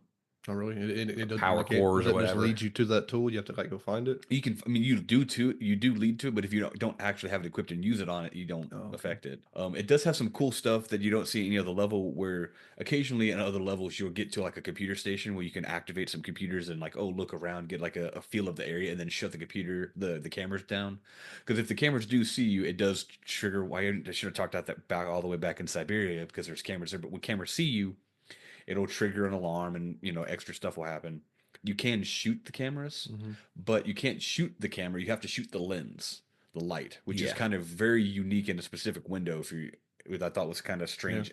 You can shoot the camera. You just got to shoot it like multiple times. If you shoot the lens, it automatically kills it. Oh, maybe. I don't know. Yeah. I was aiming for the lens because I thought I was doing something wrong because I'm like, it's a camera. It should go down in one bullet. But that's me having misinformation. I'm sorry. Fake news. You're an idiot. My bad. But the Robot Factory is unique in and of itself because you do get to access cameras, but twice during the level, the camera has a gun. Yeah. And you see that a few more times in Future Perfect. Yeah. And that leads to one area where even with the guide, I was lost because it's like you have to take this camera, go to the end of the line, and then you have to shoot these 3 batteries that are powering up a shield around one of these energy barriers. And I was like, what? Where are these? And because he's like, shoot the batteries, shoot the batteries, shoot the batteries. Like, what do the batteries look like? And it's literally just a gray box with a line over it. Yeah, there's like 3 or 4 of them around around the base leg, but it doesn't look like anything special. There's no indicator. It just looks like bolts in the ground holding the generator in the floor. Yeah. I was annoyed by it, but that was just like graphics and design that was annoying. And plus you're looking through the lens of a camera, and so it's got like a green tint to the whole thing. Everything looks real samey, so that was just bothersome. But there's just so many enemies and so many of those robots, and like I said, the transforming trash cans where you got to knock them in the barrels. And it's just the little walking ones were difficult to deal with. I mean, if you pop them one good time with a laser gun, they'll go right down. But other than that, they chase you really fast. So I'm throwing grenades and panicking and trying to get them in the head. Because like I said, there's an assortment of weapons and everything, and I've tried to save my weapons for the big boy robots, the ones that look like some of the battle droids from Star Wars. Honestly, they have like that. Not the little squeaky ones or the rolling ones, but the ones that have like that real rectangular upper torso and like no neck. They kind of look like those. Yeah, those guys are tough to take down. There's like even with that last level, the last part of the level before you make it to the mechanist, there's waves of them, and they don't go down. They got homing missiles too. And those have massive explosions. Gosh, no health packs. I don't know how y'all did it on rewinding, and this one in that particular battle arena, I guess, because you have to go up one side, down another side, and then leads you to the final. Because you have to like pull a lever and it drops one of the power cores, But during that one, you get the most powerful weapons because as you kill them, you unlock. You do get the homing missile launcher. You do get the laser, like the charge laser rifle. And then there are underneath each of the staircases, about 4 staircases, there are battle armor. Like they knew it was going to be difficult, and they give you the tools to get battle armor. But man, it's still rough. That was my least favorite, honestly, just because of how heavy the combat was. It's not like as a human, you can just headshot. Headshots do nothing on robots. Oh, wow. So you just have to it is a very intense level. Like if you watch me play it, it's intense. It's intense, and it's like entirely. Yeah, and keep in mind in Daniel's videos, I'm pretty sure you are not using rewind. I would guess No, because you tend to be like old school. No kind of. You're not a big a baby like me and Blake are. You're not using the big boy, baby boy. Yeah, you're not using the rewind feature, so he's gonna be gung ho and get through the level. Yeah, he's using rewind. I'm using get good, bro. I got enough as the cool kids say.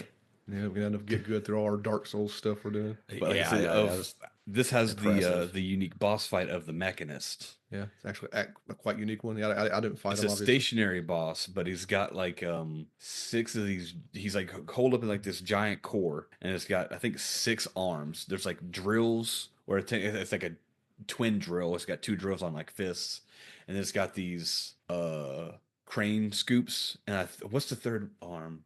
Like saw blades. It's got a saw blade and a few other things. And he can only be damaged if you hit the core. Oh, like this, like I mean, it looks different. Like this big old blue circle core, and then while that's going on, the walls lift up, and like enemies, will come out. But as the enemy, every time the enemy shows up, they do bring in extra ammo, so you can run into. And hiding in those little what do you call it? I guess a little cubby hole. You are kind of immune to damage because the boss can't hit you. But you also can't hit him because you have to be in front of him. Yeah, there's some ammo laying around, but what you just get out there, just shoot him a bunch of times. He goes down fairly quickly because you can get right up in his face, and the arms can't really hit you, and you can just blast away. And the chest thing's always open, I guess. So it's not like those things where like it only opens at certain times. It's okay, maybe on hard, but on normal, it's just you lay into it. There's a lot of games will have that crap where it like if something comes over, it shields it for a long time, and you gotta like find the right moment, that irritating stuff. No, but that was pretty unique. And then it was at the Robot Factory, and then we have our final one, which is the space station, which is the only time in the game where you get to play as Cortez. Yeah, you actually play as Cortez in the final area. Well, technically, you're playing as Cortez the whole game. I mean, but this is the only time you get to be Cortez in Cortez's body, unless you're playing yourself, who quantum leaped into Cortez, and then there's a whole meta aspect to the game that'll really trip you up a little bit. I'm in the past, but I'm quantum leaping into the future to play this guy who's been quantum leaping to people in the past. It's fun, but the space station wasn't bad until the timer happened, and then that you have to, that's so you have to give yourself so much time because that final elevator takes a minute for it to come up and come down, 30 seconds each way. When I finally got onto, after several rewind attempts, when I finally got onto the spaceship at the end, it went 3, 2, final cutscene. That's how mine was too. I had to rewind too because I was lost. I was lost for a while. I remember running around lost, and then finally when I literally stepped like watching the timer like go down. I'm just like, I hope this ship is a cutscene because I'm cutting it close. And I was literally, I don't know if you have any, if you're that close in your video, but that'd be some good drama because I ran onto the ship at the last second. Like it was just like it's so tight. Did you get? You might know where you're going. Did you get the spacesuit? Again, I had a guide, and I was like, "All right, I'm tired of losing, but yeah, I got it. But if you don't get it, you can instant fail state. It's not instant, but the part where you have to go outside and shoot down those the spaceships. You're like suffocating. You're like constantly taking damage. I forgot there's a spacesuit. An environmental suit or whatever. Yeah, that one. But that was then I grabbed it by accident. I was like, I was supposed to get that. Because as you're going through the level, it's like all these corridors. You walk into a room. If you go right, it leads to a dead end. But there's it's a row of suits. Yeah. You just walk up to it and it will automatically grab the suit. But if you don't go right for 2-3 steps to grab that suit and you go to the left immediately and go outside, you're like you said, you start suffocating because you're in space. And you die. And you're like, what's going on? I gotta understand, because you have to go into like the airlock, and the airlock takes incredibly long time too to depressurize and everything. But yeah, but luckily I had, again, I cheated. I used a guide, big boy, baby boy over here. But if I didn't have that guide, I probably would have been annoyed too. I'd be like, how do you beat this? What? And even with a guide, it didn't help with the time. All the corridors look the Because same. all the corridors look the same, and I went the complete wrong way the first time. Oh yeah. And ended up back at the beginning of the level going, what? I thought they said there's an elevator. And I went to a room that said elevator, but that was like the first of the level. There's a slight left you have to take that leads to an actual elevator. The timer starts right away. Does the timer start right away? Oh yeah. You gotta set the destruct sequence by hitting these 3 consoles. And then you got like 5 minutes to get out. You like 5 minutes is enough time because you have to travel and fight. Like you can run past everything probably, but like it's bunch of time splitters there. There's time splitters, and then there's the actual enemy types. And this one, like you talked about way earlier with Odd Job and GoldenEye, this one has enemies that are small little gremlins or something. Gremlins, space gremlins. Yeah, and if you and they're below your regular line of sight, so you have to like aim down a little bit. So that was a little harder. And sometimes they'll set on fire and attack you after they've been set on fire. Yeah, but the timer was like, I hate being timed on anything. I don't know. I don't like a timer over my head. Yeah, it's just like it's on the last level, anxiety thing. I don't know too. But yeah, you do get a minigun though. Yes, you do get some pretty cool weapons. You do get that. And that minigun has an alt because you can spool it up, but it has an alt fire that you trigger that it'll automatically spool. It'll keep itself spooled, but it has an overheat meter you have to kind of keep an eye on. But you can tear through people. That minigun. Generally, most of the guns were fun to fire. Honestly, this one also has the ricochet bullet one too. I'm guessing the ricochet bullet gun's not on easy because I never had that one. I don't think that one had the sci-fi handgun is what that's called. I don't think the last level had that one. I think you just had the plasma rifle. I mean, you might have had it with you. That's the Robot Factory had it. That's right. My bad. Yeah, the Robot Factory. Your weapons don't carry over either when you jump through time. Yeah, but the Robot Factory had the sci-fi bouncer because the enemies had it. All the little mini robots had that gun. Sorry, I always hit myself with it. Yeah, that's the other thing too. You can hit yourself with the bullet and take damage. I was like, come on, guys. But yeah, the space station is just because that timer, and you think you get 5 minutes, that's enough time, and it is. But then like barely you get to that final elevator, and it's literally you click the button and you just run around in circles fighting time splitters because it takes 30 seconds for the elevator to come up. You have to hop on the elevator, it's so dirty, hit the button, and then it takes another 30 seconds for it to get down. It's just so dirty. And for me, just because as I was running around the top trying to avoid the enemies and survive, I ended up getting on the back of the elevator. So when the elevator hit, I had 10 seconds to make it to the thing because I was on the backside. I had to get out and run around the elevator and that's what caused me. I was like, oh my Lord. My first attempt, it was like counting down. It was like 15 seconds in the elevator and it was like 10, 9. I was like, I haven't hit the bottom of the elevator yet. What is going on? And then I died and had to like rewind and figure out what I did wrong. And I was just like, all right, I'm not fighting anybody. I'm just not firing a bullet. And I just ran through the level and still made it with 2 seconds to spare. And I was just like, holy man, it's so intense. And I can't imagine not using the rewind. I'm big boy, baby boy over here. I can't imagine not using the rewind feature. I'm not good enough at video games. It took me a few tries, like playing through it before recording and to get through it. So you did practice a little bit. Huh? I had to practice it a little bit. I mean, yeah, that makes sense. Yeah, it's better than dying over and over and over again while you're trying to record. Yeah, I mean, it's aged a little bit. It's kind of difficult to go back to, but it's not near as difficult as trying to go back to GoldenEye. I mean, you can pick it up and play it easy enough, but the aiming's finicky, and some of the mechanics are just outdated. I don't want to say outdated. I mean, they're aged. A product of their time. We got so many great memories of GoldenEye when we were kids. I didn't want to spoil those memories while trying to play it on modern consoles. We didn't even touch GoldenEye. Yeah, I've been thinking about playing one of the N64 era. I've been thinking about because Ocarina of Time is on the Switch Online thing, and I've got we got the little N64 Switch controllers. So I've been thinking about playing Ocarina, and I'm just like, I don't know, man. I got such fond memories of Ocarina, and I don't know if it holds up, and I don't want to trash my memories if Ocarina doesn't hold up. The only time I beat Ocarina of Time was on the GameCube disc with all the Oh Zelda yeah, games on it. Master Quest. Master Quest probably.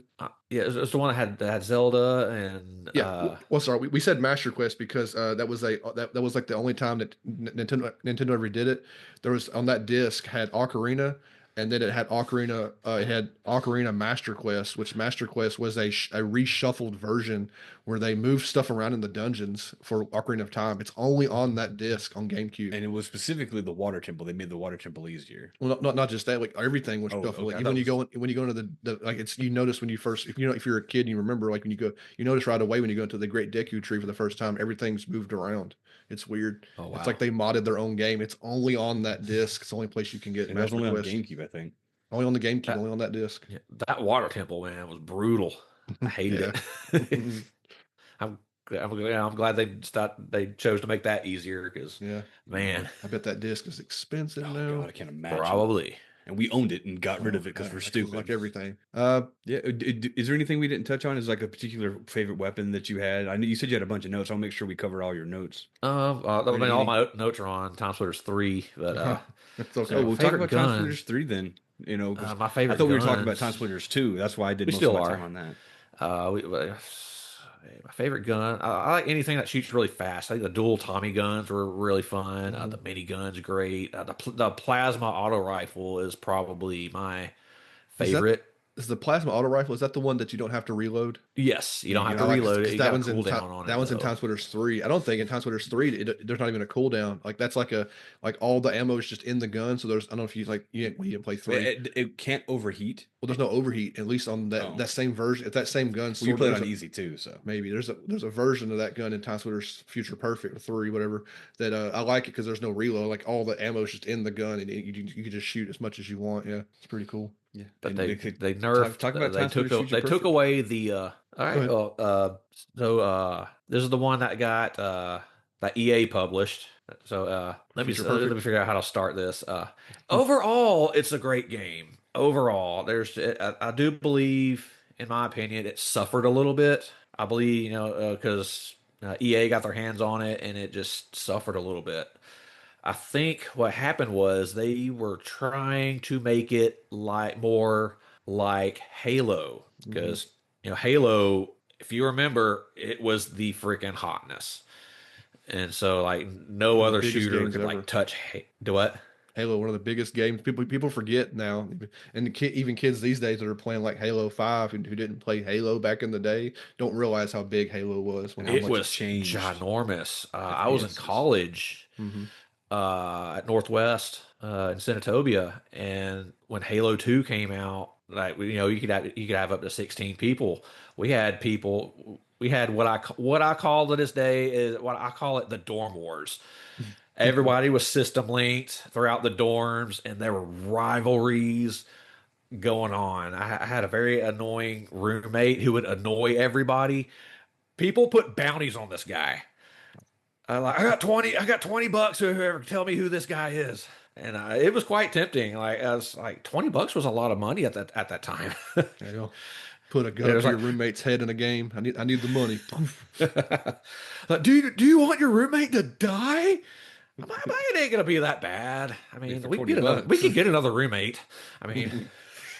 That's cool. That's such a really cool that's a really cool specific experience and memory you have of Halo 2 that that doesn't. I mean, people say they call it a LAN party. Like LAN parties still technically happen, but like not that way, not that vibe, not a dormitory full of guys just trying to murder each other in a video game. Like that doesn't really happen anymore. We were running at a party. You just we were just fighting each other throughout the dorms, and it was just good times were had. And there's one guy that was really good. His name was Reload. He had his own little clan of people. Then there's one guy he was like a Power Ranger. So we had the Reload people over here and had the Power Rangers over here, and they were all just fighting each other. I got on there one night and I was like, the Reload Ranger. So just take your pick. Who I just jump from team to team and just have fun. And oh man, so many good times on that game. And but like any game, you play it enough. If you're like me, you play it enough, and you look around like, can we play something else? I'm kind of bored here. So Time Splitters, the series in general is just a really good break from Halo if you ever needed one. It's not quite Halo, it's not quite GoldenEye, and it's that happy medium, and it's a lot of fun, and so much you can unlock and customize and create maps. Yeah, we didn't That talk was about a lot map of editor fun. at all. Yeah, we didn't talk about map editor at all. No, that I want to was go for it. that was like 90 miles in the right direction. But yeah, This is something we did. We did as when we were with you. Like I forget if it was Time Splitters 2 or Future Perfect, but we did play. We did make and play levels together way back. I believe it was forever. both. Might have been both, a little bit of both. Yeah, I do remember making a couple of levels and playing some of your levels and stuff I like remember that. one of the levels you made was like a conveyor belt. If you pulled a switch and it triggered a conveyor belt that launched you that made you fall down into a pit that was completely black, and then once you landed, it triggered all these warning lights, and it was just infinite monkeys. I don't think I made. I think Drew made that. I think one. I might have been. I might have been. It might have been. I think I was young. I don't Room. remember. I was a dumb kid. Like I think Infinite Monkey Room was my idea. It was just you fall down there, you die. You can't get out. You can't win because it never. I don't think it never. I think you it never stopped spawning monkeys until you die. I do remember. I remember y'all doing like little monkey levels because they were so fun. I'd make little mazes. If you go the wrong way, you'd fall into a pit of turrets and you just die almost instantly. I remember that. Yeah, and you can do that. It's cool because you can make the hallways and you could it lets you change the lighting, different colors, and you can have the lights flickering like a horror thing. And really, it's done really well. I think maybe it was you, but you're like, okay, everything is a color, but then like the right way to go was a different color, so you gave a hint. Or maybe I'm thinking of something I wanted to do. Maybe I don't remember. Remember, folks, this is probably 20 years ago. Yeah, we're in 2025. Even if this was Future Perfect, this was 20 years ago. But and we only ever played it at your house. So it's not something like we owned and we played it at your house during like summer trips or spring breaks or whatever. Yeah. Or you bring it up to ours with your memory cards. You couldn't just download your save file from the cloud, kids. You had to. Those were bring the a memory days, card. man. Your whole life was in my that. other cousin. My other cousin Britt, he had. This was when Final Fantasy VII was first out. Mm-hmm. He had the PlayStation, and he had this little tiny lock box. You couldn't get into it. It had Final Fantasy VII and a memory card like in there. That was all that was in there, and it was just. And a lockbox. Cool. That's hilarious. That was the coolness, man. He was precious. It was. I told you, you laughed at that story I shared. My earliest Final Fantasy VII memory is that kid getting beat by his father in the other room because he did something. He called the Midgard Zone a bastard. Yeah, he said, "Back, come get me, you bastard," or whatever. I remember his dad walked in on the. Yeah, I already told that story on the podcast, but we were like, you're just sitting there staring at Final Fantasy VII paused in a room while this kid gets beat by his dad. It's like that kid from Freddy Got Fingered. He like, first time you see him, he goes, "What?" Like he's bleeding out. It's hilarious. That's like every time you see him, he gets hurt. Oh man, it's funny. That was good. But yeah, I didn't realize that you had. I thought we were talking about Time Splitters 2 for the majority of the thing. I didn't realize you had a bunch more Time Splitters 3 stuff you wanted to talk about. So I'm sorry. Yeah, we could dabble a bit. We don't want to run too long. We can dabble a bit. Yeah. Blake didn't have time. He didn't get to Time Splitters 3. I didn't finish it. I ran through like 80% of it. I don't know. I think I told you I had like three levels left. You just run out of. There's just so many games and crap going on that we just kind of ran out of time. We just didn't have time to get to it. I mean, quick. We can't do level by level. We can talk about the improvements. Like generally, the gameplay is mostly. I would say it's improved. I don't know. Whether you agree, Dan? Like most of the gunplay and stuff like that is improved. The aiming is vastly, majorly improved on it. It's a huge difference. Yeah. Yeah. Some of the guns were nerfed. A lot of the stuff I don't like over Time Splitters 2, most of it is personal preference. Like the reloading, for example, they got more realistic reloading. You've got a pistol. You got also you reload on the triangle button. Yeah, they swapped it. Yeah, they also swapped around the control scheme. Yeah, I think. I mean, again, I think they were just trying to Halo-nize it. Yeah, I think you crouch with square. I'm so used to reload being on square. Yes, me too. So it's kind of tough to remember. I try to reload. I keep crouching, trying to reload my gun. So was I. It does feel a lot better to play. It actually has a fuller story this time. You're not dropping in. You play as Cortez the whole time. I mentioned before the podcast, Blake didn't see it, but Cortez has a lot more personality and a lot more dialogue now. He's just I said goober. Like he's like the definition of a goober. He is so goofy. He's funny. Like he is He's funny. Yeah, hilarious. he's really I really love funny. him. He's like the lovable loser. He's such a freaking dork, but he's good at like traveling through time, killing bad guys. Like he's good at it, but he just says the dumbest jokes and stuff like that. And It's he time to split. yeah, and nobody thinks he's cool. Like he wants so hard, so bad to be cool, and everybody's like, "What is wrong with this guy? Like something's seriously wrong with this guy." And the best parts of the game, which I think are some of the best memories, is because he starts jumping through portals within the levels, and he starts interacting with himself. And I think that's probably where your strongest memories would be. The only person who likes Cortez is another Cortez. He really likes complimenting himself and talking with himself as he jumps through time. It's cool. It does a thing. It's pretty common. It becomes like every level does it, so it may get a little tiresome, except for one level who really amps it up. Every level you'll run through a part and you'll run into Cortez. He'll be like somewhere in the level and he talks to himself and he helps you, and you're like, cool, thanks. He's like, just remember to help me. And he's like, okay. And then you'll play that part, but then you'll find the portal and you'll jump in the portal and you'll play that part, the part that you watch the other guy do, which is pretty cool. Again, Yeah, something you don't see in video it's games the even now. exact same cutscene. And then it makes I you mean, watch like the same exact same cutscene again. cutscene But and from over the again. other point of But view, then or you is it go No, this way. it's the exact same cutscene, except you cut back to the guy you're playing now. Like when it's done?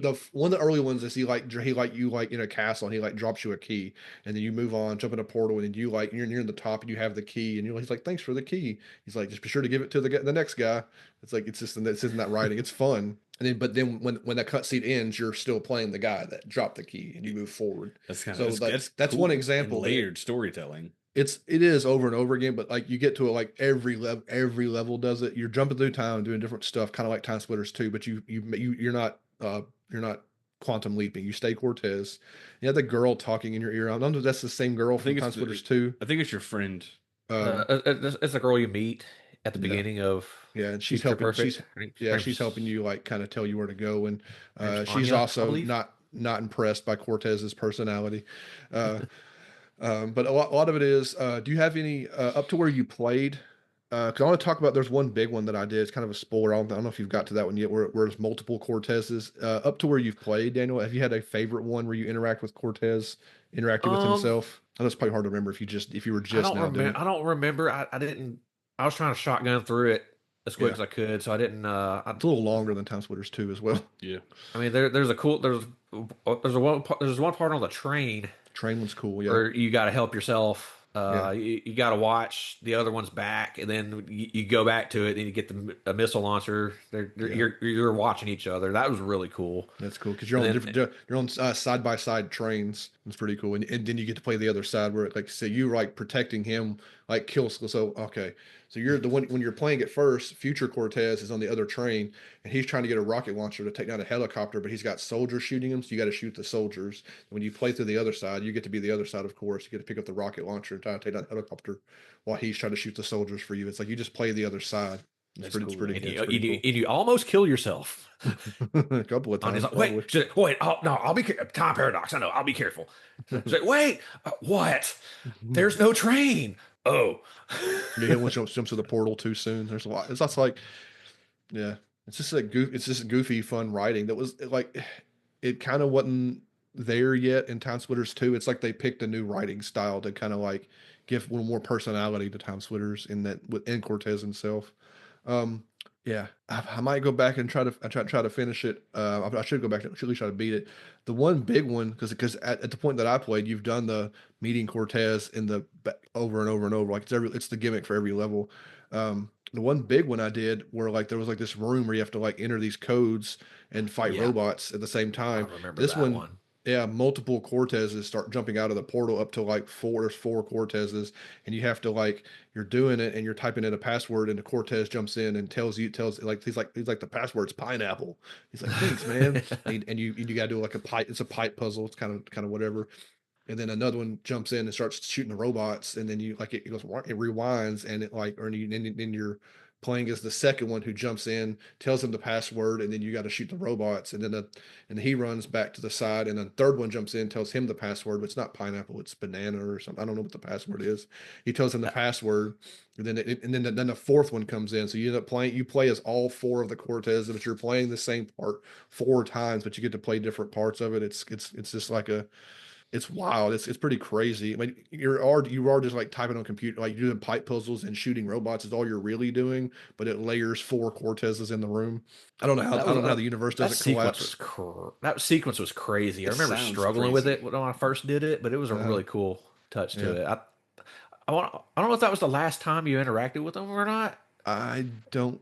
That might have been the last level I played. Is that before? Because I did the one where you're driving that tank, and the one time you're driving the tank, and the second time you're on the back of the tank shooting the gun when you run back through time again. I don't know if that's separate or before or after that. Yeah, I don't remember that part. I mean, I remember some vehicles, but I don't remember. Well, there's a part where it's like a big old tank thing, and you're driving it, and then and the Cortez is like, hey, and he jumps down, and he he's like, what does he say? Like, thanks for stopping. He's like, you knew I would, or something like that. He says some dumb time joke, and he hops in the back, and you're driving, and he's shooting down the other ships. So when you replay at the other side, you run down the thing and jump down, and you get to man the turret while he drives the tank. It's kind of that was really cool. So there might be more. I got 3 more levels. Like surely 2 or 3 levels. Surely they'll do it a couple more times. So I had some of the cutscenes I remember. I mentioned this before we started. Like the one where he's got the girl with him. He's just waiting on the elevator, and they're just chatting. It's like, so where are you from? And she tells, I'm from this quadrant, blah blah blah, whatever. It's like, oh yeah. Got dental. that made me chuckle. Elevator. Yeah. Like, time to split it. So I'll just wait for the next one. So he does that, and she's like, yeah, I'll just wait for that. And then like the level ends and it loads the next level, and it loads, and he's just waiting for her to come down the elevator because she literally did not ride with him. Yeah. He's like, all right, let's go. Yeah. That's hilarious. He's like, it loads and he's just waiting at the bottom. He's like kicked back on the rail, waiting for the elevator to come down, waiting for her to come down for the second elevator because she did not want to ride with him. There's a lot of good comedy in there. It's really, it is really funny. A lot of personality brought to the franchise in there. And then the villain, I don't remember his name. He gets away for like the 13th time, and he's like, "Damn it!" Well, there's the funny cutscene. Y'all get to it where he runs into him in the past, and Cortez goes to tell him, "I'm going to stop you from blah blah blah doing this," and tells him his whole plan because Cortez knows what he done, but this guy is in the past and doesn't know what he's going to do in the future. And Cortez, "I want to stop you from traveling through time and blah blah blah," and the guy's like.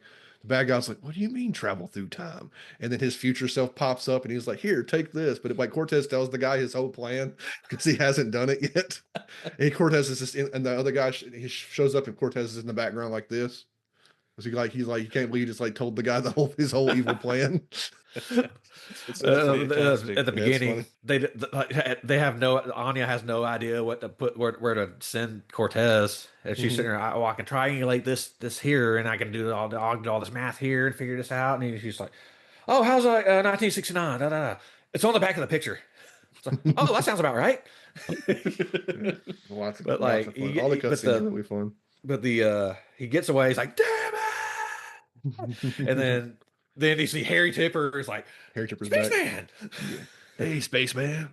I just heard Spaceman. Read the levels with him. He's just fighting bad guys and stuff too. Yeah, we're talking about. I mean, it's time travel, so it's all out of order. But yeah, I think it's generally like you said. They're good. There's improvements and stuff like that in general story. It's fun. And it sucks to see like where this is like could have been a start of something like they've built up to Future Perfect. Maybe this is a specific comedy style. Like Cortez is a character, he's a person now, like that they built up to this, like where this franchise could have gone using Cortez at the center, this goofy dude at the center of what they wanted to do with that franchise moving forward. He could have really been like I don't. I wouldn't call Cortez an icon, but he could have been like a guy that you like. People know who he was because he has a look to him, you know. And then you know he could have been like the next Duke Nukem or something. The PG-13 Duke like Nukem. a PG-13, yeah, because he doesn't. Yeah, he's not gross or anything. He's just goofy. So he could have like a PG-13 Duke Nukem, yeah, like a kid-friendly Duke Nukem. I get that's a good call right there. Yeah, and then he got all the unlockable characters. You got Elvis, you got like the Snowman, Gingerbread Man, a freaking dinosaur, and just all kinds of stuff. They're like we go into like Fortnite territory with all these characters, and you just one guy can play a dinosaur, one guy's playing Elvis, one guy you play a zombie, just and you name it. It's probably in the Timesplitters series, and it's so many quirky little characters, the Timesplitters and stuff themselves too. Can't you? You said there's 200 and something characters. Surely, there's 340, but 272 unique. Future Perfect would have had every freaking asset. I mean, you could get the Timesplitters themselves. All the enemies from the games, generic soldiers, zombies, robots, and just all these silly characters that you don't even see in the story mode. It's just unused assets. And you can implement all of them in the map maker. Yeah, so you can get really creative. Spawn anybody. Yeah, you can get really creative. I mean, you can only put up to like 10 in there, but you can customize which 10 to put in there and just get really creative. Like to this day, I really want, and I'll probably do this on the when I record. I want to do a map maker video like later on. I really want to do. I really want to do like a Saw inspired level. Go for it. More specifically, I want to have like a hallway where you actually have to run through this maze on fire, and you got to find the fire extinguisher, and then that that's never happened in the movies. Like, I don't think so. I haven't seen the newest ones, but there's some new one coming. For many years, I wanted to do like a Saw inspired level, and I was also hoping there'd be like, this is the main reason I want more Timesplitters is just because you can have more. I was hoping that you can eventually start making phased boss battles and just really get crazy with the cheese whiz with these bosses and just put all kinds of logic in there and just create. Well, I just loved. I wish it was like even a modern release because like right now, even with these re-releases, you're locked on to like local multiplayer. So like if you make a level, your maps, you can't really share your maps. Imagine like opening up Timesplitters level building up to online and like it's like freaking. I don't know how people. I didn't dabble in any of the. Except I think you said the modern thing would be like Doom 2016 or Doom Eternal level creators are the closest thing we maybe have to Timesplitters level building. But like they're still not cutting the people loose online that will probably build these crazy story filled just layered, like you said, bosses and everything. Like the online community would build these crazy fun Timesplitters levels. Future Perfect actually had online. That's the one that actually had online, and you can actually share your maps online. Oh, Future Perfect. I bet that feature ain't live on the re-release though. Unless I don't know. I never looked into it. I'll have to look at it because if it is, I would. If it is, because I remember we shared each other's Mario Maker levels back in the day. That was I loved Mario Maker 1. It was so fun. It's weird how 2 didn't pop off. Yeah, it was just felt so clunky. Yeah. I was disappointed. I mean, they added all kinds of good stuff to it, but I just didn't like the feel of it. Like the Wii U version, you had the stylus and you just boop, boop, boop, boop, boop, and just for some reason the Switch's touchscreen don't work as good as the Wii U for some reason. Yeah, I actually bought a stylus, but it didn't work as good, and I didn't like using the controller as much. When the Wii U version was just so fluid, and it was just felt stiff on the second one. I mean, I could be a weirdo. There's some good. Yeah. I do plan on. I am going to do some Mario Maker at some point in the future. Just playing some levels, and because I like to do challenge videos. That'd be a good challenge video. Just go online and click on the hardest levels. There's impossible levels on there, I guess. Well, they're not impossible. Yeah, but I wonder if they'd have to support it. I guess they wouldn't. I guess I'm guessing the Future Perfect online stuff. I mean, I'll turn it on and check. But I'm guessing the Future Perfect online stuff isn't supported right now. Yeah, there have been updates to the PlayStation. I'd see like Timesplitters got an update file. I'm like, what? Yeah, where did they update? That's weird. Maybe they're putting online stuff on Timesplitters too. I don't know. Yeah, that'd be interesting. Yeah. The map maker was really cool. It like I said, it was going 90 miles in the right direction. I was just looking forward to more fun things you can just do. It was fairly simple. Like it was Yeah, like Yeah, user friendly. Yeah. very user friendly. it's just tile based. You just take a room, click it in, and then You make it face connect which all the direction rooms you want it to, and you know. Whether it had slap doors or slap a not. door on there if you want. I mean, it had a learning curve on it, but it was over. I mean, it just piddle around with it for a bit. You'll figure it out. The hardest thing on there was like putting the game logic in there. And once you figure that out, and you can do anything within within certain parameters. Yeah, It only within had the so much limits. you could do. Yeah, because I think it's limited to Your it, memory it takes a card. block of your memory card to like for a level, so it's limited to how much you can actually remember it can do. But like, I mean, people, you get creative. I mean, like you can really do all kinds of cool stuff. Yeah, and sometimes it'd be finicky. Sometimes because I had one level where you had to go find something, and once you got it, a bunch of bad guys would come out. Sometimes I'd play the level, and the bad guys would already be out. So it got kind of glitchy a little bit. Yeah, But the overall experience of making a level and testing it and sharing it with people was just fantastic, and it was Yeah. going so well in the right direction. And then they We went off on a tangent. he's fine, but then like all their bad financial decisions. I don't know whose I don't. fault they were necessarily, but I think it all kind of goes back to Hayes being a financial flop, and it caused it just put a stink on their name, I guess.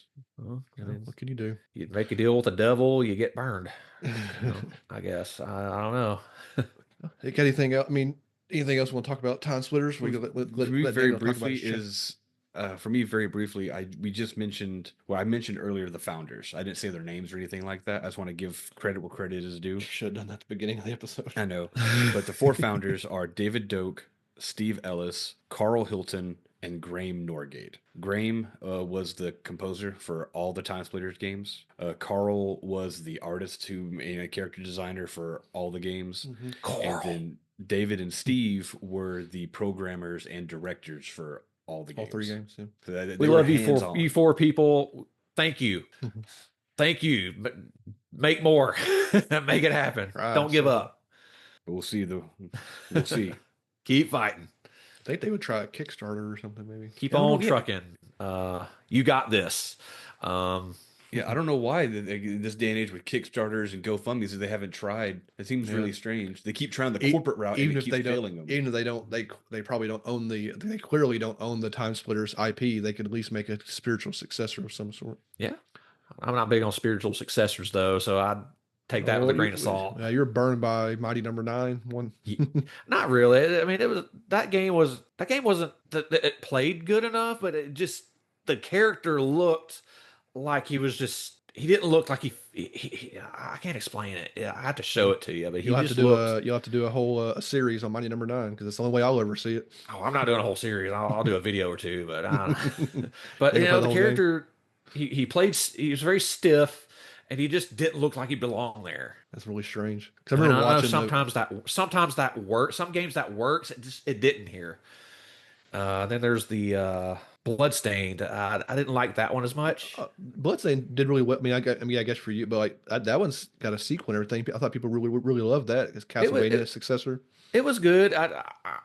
I'm just old school, I guess. It was the 2.5D, I guess. I think and you did a just video on your old channel for Bloodstained. I think It was not Bloodstained. It was the prequel. You got that if you pre-ordered it or something. yeah.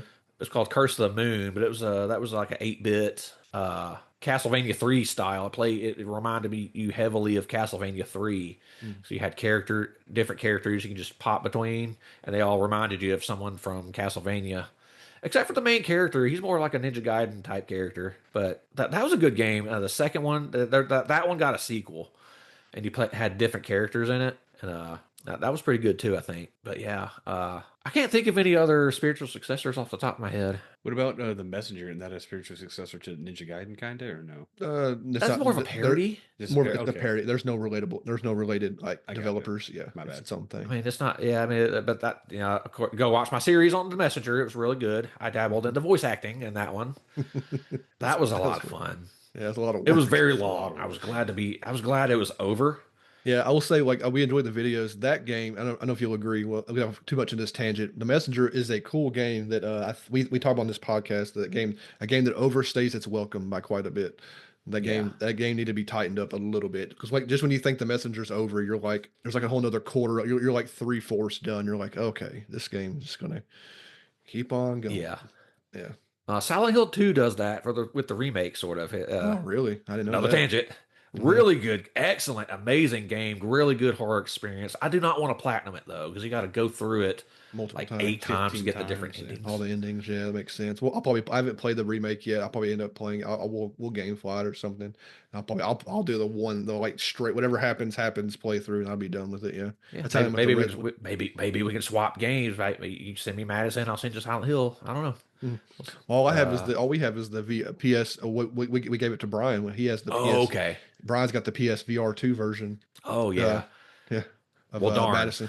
Yeah, But my wife really enjoyed Silent Hill 2, and she wants like another horror game that. Madison. I would go for Madison's nothing like Silent Hill, but like Madison is like the scariest thing. You listen to the podcast, so you know it's like one of the scariest things. Yeah, I've But never played Fatal Frame, but that kind of felt like a Fatal Frame type deal. God, it's been so long what since it I played. sounded It's been like. so long since I played Fatal Frame. That franchise is still around too, putting out new games. Yeah, It's been so I've long, never but played it. yeah, I don't know if it holds up, stays scary or not. The Fatal Frames. Well, I mean, we're running a little long, but that's okay. Well, when we got the time for it, I mean, we've mentioned on again and off again, and throughout our podcast, your channel that you've got this is like you started a separate YouTube channel doing kind of different stuff from your original, and you've had a little more success with this one. Mhm. You want to talk about like what you got going on right now with the channel and little things in the back in the past. You got your Patreon, of Down the course, pipeline or and anything. anything you're willing to share for like you got like you said, like said in the pipeline coming up maybe. Sure. Well, first off, if you're listening, and if you do who I was beforehand, I had a whole different YouTube channel. It's called the Retro Crash and Burn. Uh, so that with that one, I'd play through a game, and I would actually feature music on there, and that was risky in and of itself. Yeah. So I watched at some point. I watched like some YouTube videos. I was watching like, hey, how to make your channel better, this guy I was doing all the don'ts, and I was not doing all the do's. So I was uploading like once every 2 months, and you two would often be the only people watching it. So I mean, while I'm strictly doing it for funsies, I want to do it a little better of it. So we talk about that too with this podcast. Like, we have a very very small audience, but it's like I don't know. We always wish somebody would just write in or comment or say something. We know because you see that like on YouTube, you see your numbers, like you have your numbers, but you're just like there's clearly somebody listening or watching. They just don't ever say anything. Yeah, and where was I going? Sorry. No, that's okay. I spaced out for a second. I don't know where I'm going, but The rebranding or the relaunching. yeah. So I hit a brick wall with it, and it's been like a year or two since I did a last video, and I was actually had another one in the works. I was about to feature Lacuna Coil, the mighty Lacuna Coil, as the band, and it never happened. So I need to get a drink. I'm all raspy. There we go. I decided to rebrand and be Zukovious. That's been my gamer tag for many, many, many years. It's actually a character name that I came up with when I was writing this certain story. His name was Zuko.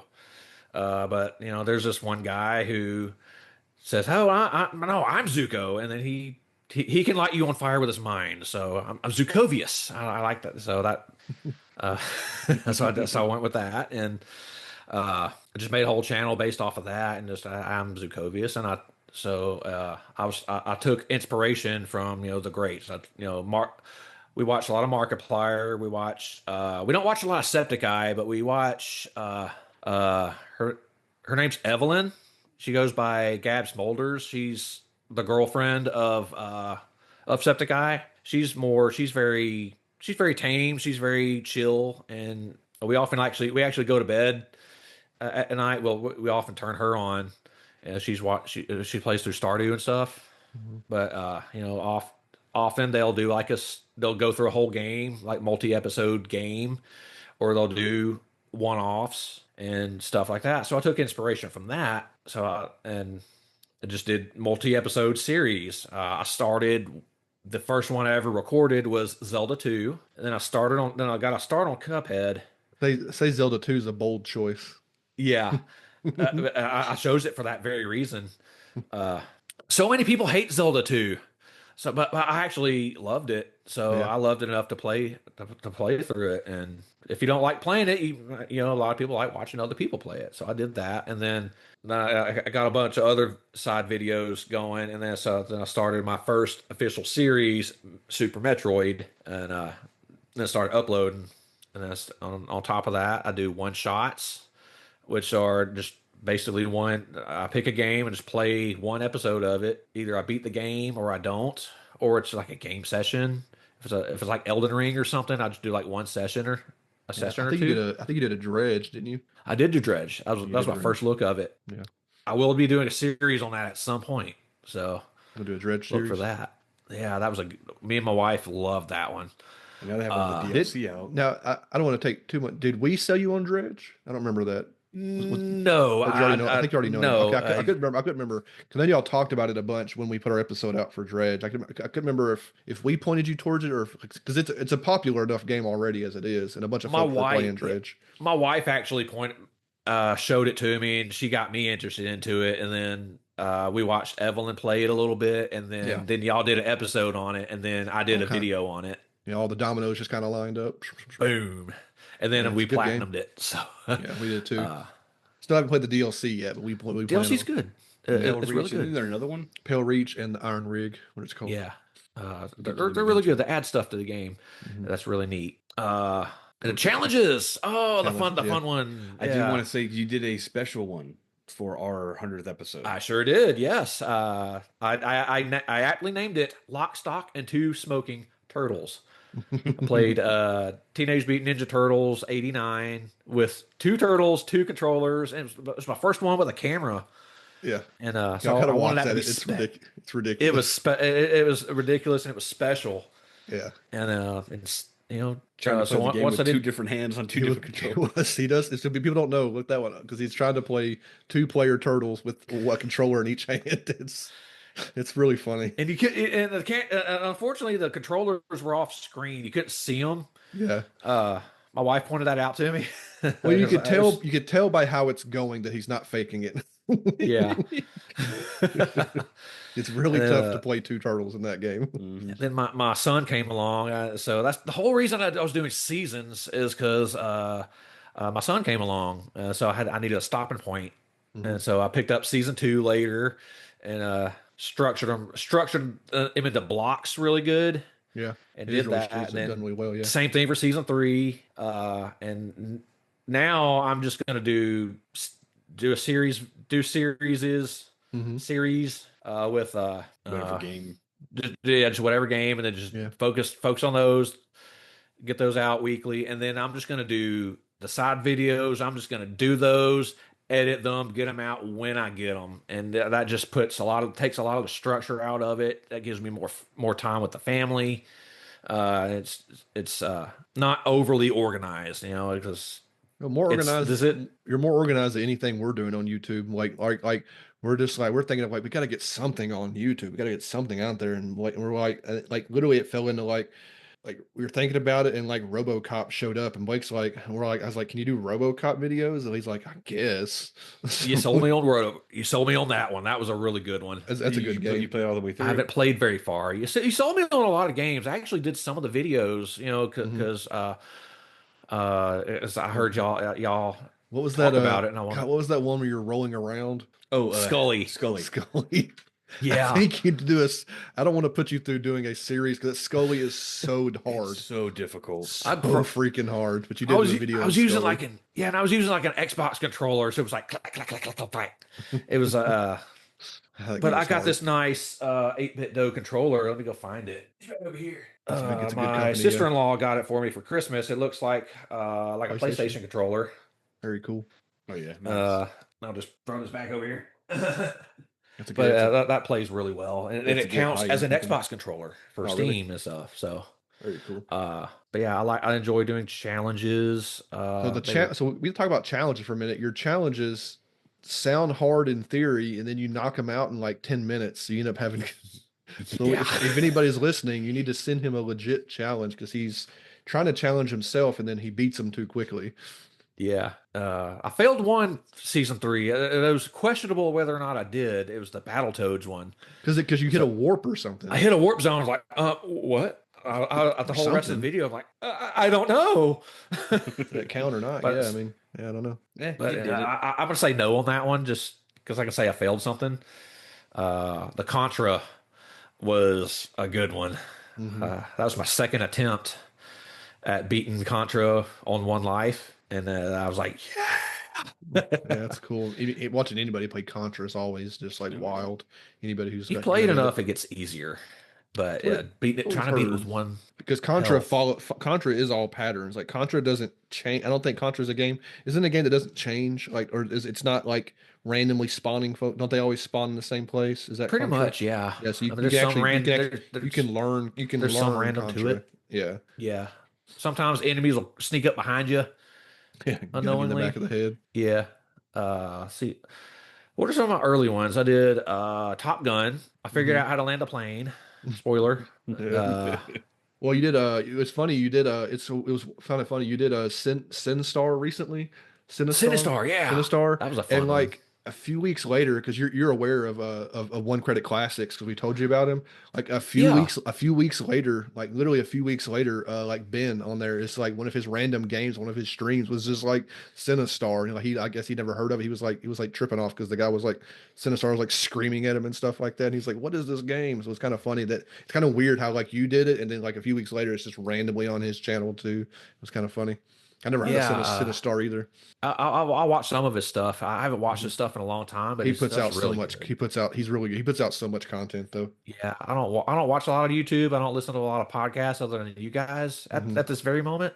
I was doing Cane and Rinse for a while. Yeah, And and then I was doing they got 15 years of content on Cane and Rinse. yeah. And then I started doing a Distractable. That was Markiplier's podcast. Oh yeah, I got a lot catching up on that one to do. That was funny. Mm-hmm. But then I did but yeah, I watched a little bit of One Credit Classics. I watched him do a Punch Out video. He did a series on Super Punch Out where he beat everybody in less than a minute. oh, I watched those. Yeah, Yeah, I'm actually planning on doing a variation of that challenge. I'm gonna make it my own. But I'm gonna if you see that one was inspired by One Credit Classics. Awesome. I also learned something from One Credit Classics, the Ghouls and Ghosts video. Mm-hmm. I didn't know about the treasure boxes. There's these treasure. You got to hit the treasure boxes in a certain order, so you actually get. Oh, he knows. He knows that game inside and out. Yeah. And then the version I played the wrong version on my channel, so I'm gonna play it again at some point using the US version. That's like easier. Yeah, There you go. he's played every single version All you the can think mods, of. yeah. Yeah, he's played every version of that game. Yeah. You can play. I didn't even know there were differences in all the versions. I mean, I'm Apparently. sure there were, but He makes it look easy, but it's wild watching him play. I know. Ghouls and Ghosts. Well, we talked about him. We had him on the We talked about podcast. yeah. He was on our It's play. like, He was on you our, know 20 tries, and he memorizes it. you know. everything. Yeah, yeah, that's a game that does the same thing. I think over and over again too. I'm gonna do another Jaws video at some point. More Jaws. More Jaws. It's like a I'm gonna staple make- for the channel. I'm gonna jack up on Do before I do that. We don't want a repeat of last time. So that is a joke. If you don't know what I'm talking about, I actually did a video. I did Nightmare on Elm Street. So I put a gag in there where I just want to play some Jaws tonight. You know, that actually got inspired by. I had a really bad day at work one day. That actually inspired the whole thing. Yeah. So like I'm like, if you like what you see, like what you hear, like, subscribe, and all that. I want to play some Jaws, and I just fall asleep, and then I go over. Then we go over to Nightmare on Elm Street. Like, oh my goodness, what happened here? That was really fun. Dreaming. Like That was genuinely really you had us well thought thrown out. for a while too. Like, what is happening? Did he like post the wrong video? Like, what's going on here? It's really funny. You do a whole bit. Like, it's like legit, like a whole bit. You commit to it. That's the funniest part. You just commit to it, which is hilarious. Yeah, it's really fun. I did a bunch of takes on it, and a bunch of them I was trying to act scared. I was like, oh my god, I'm gonna die, Freddy Krueger, no! But I couldn't pull that off good. So I just oh, okay, what's going on? I mean, I can't reset the game. This is stupid. What the hell's going on? I think it plays pretty well. And then and then Ice Nine Kills actually put an album, like 8-bit version of some of their Silver Scream albums. So I'm like, so I actually put that in as the background music. I'm like, is this Ice Nine Kills? Oh my god! And I had a lot of fun editing that one. Yeah. Sometimes that's what you just have. That'd be a lot of work. I mean, that one has seems like the most production on that episode. And it'd be exhausting to do that all the time. Not all the time, but it's every once in a while. It's a lot of fun. Like a Halloween episode. It was fun. Yeah. Let's see what else. Not to toot my own horn, but I think I did a great job with the intro. I wish I could have been there to see the look on y'all's faces when y'all saw the intro. So we mentioned a couple of times on the podcast that you're the one who does our new intro for our YouTube, and our Brian drops it in on our streams too. So we will talk a minute and he'll drop it on our stream. So you put together our intro with the emerge, the letting go emerge song, because you have one. We asked you because you have one that's what's the song you use? Divide.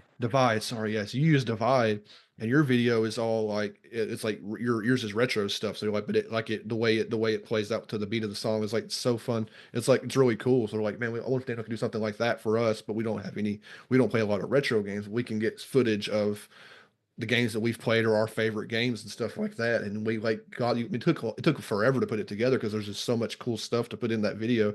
And it took longer to get started on it, really. Once we got going, it didn't take that long, really. Well, yeah, that's fine. But like it just like the picking of all and me and Blake didn't realize, because we don't like the time frame that you have for like what 30 odd seconds, like how many clips you need to like cover that 30 seconds. So we end up having like lots of different cool games that go across, and like the way it all times out, it sounds and looks so freaking cool. Like I hope you're proud of it, because it's like really cool.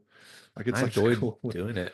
Yeah. But the idea of using Divide came when I get in my head when I'm on my way, when I'm at work, or when I'm on the way home from work. Sometimes I'm thinking about stuff. Mm-hmm. I had an idea, just like I thought, had the thought of actually reviving the Crash and Burn, and that would have been a cool idea for the intro to that, because I don't, at the time I didn't have a really intro, just a splash.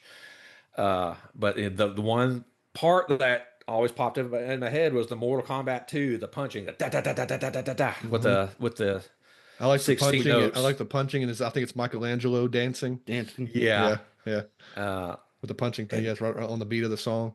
And then you have the Contra monster that like roars or whatever. Yeah, it's awesome. Jared actually saw that before y'all did, because I showed that to him. Of course I was already working on it, so I texted him. I was like, hey, I like your music. I featured it. I featured Letting Go on my original YouTube channel, and I heard y'all through Drew and Blake, and I'm actually wanting to do an intro. How would you like to hear Divide? He was like, and he texted me back later, I'd love to hear that.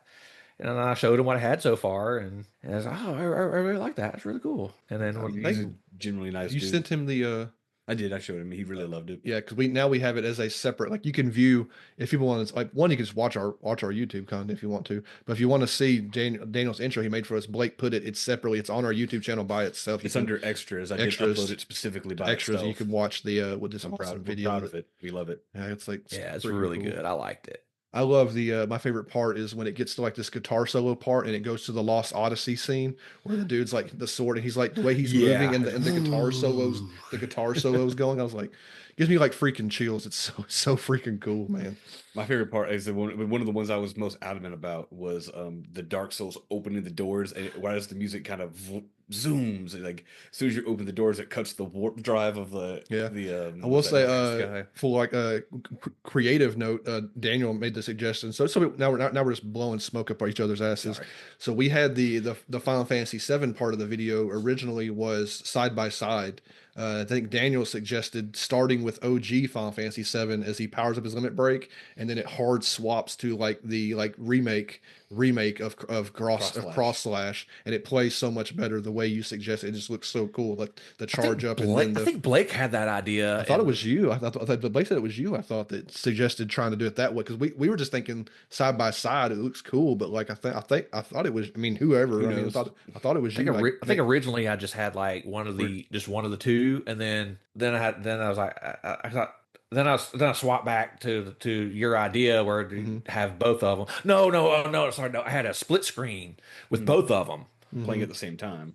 Yeah, it wasn't consistent with the rest of the video, so I just went to the to where it looks it plays so much better with the charge up and then the swap. It does look the really cross cool. slash was the limit break and just ching ching ching. It's so neat.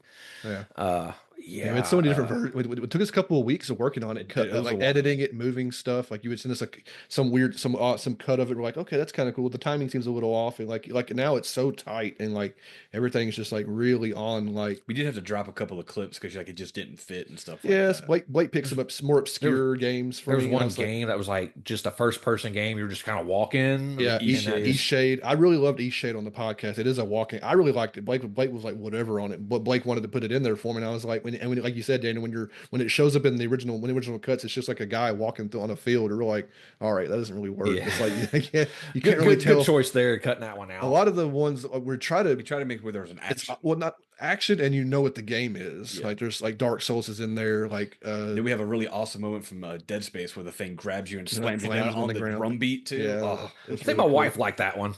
Yeah, that one's really cool. Dad had some Dead Space in there.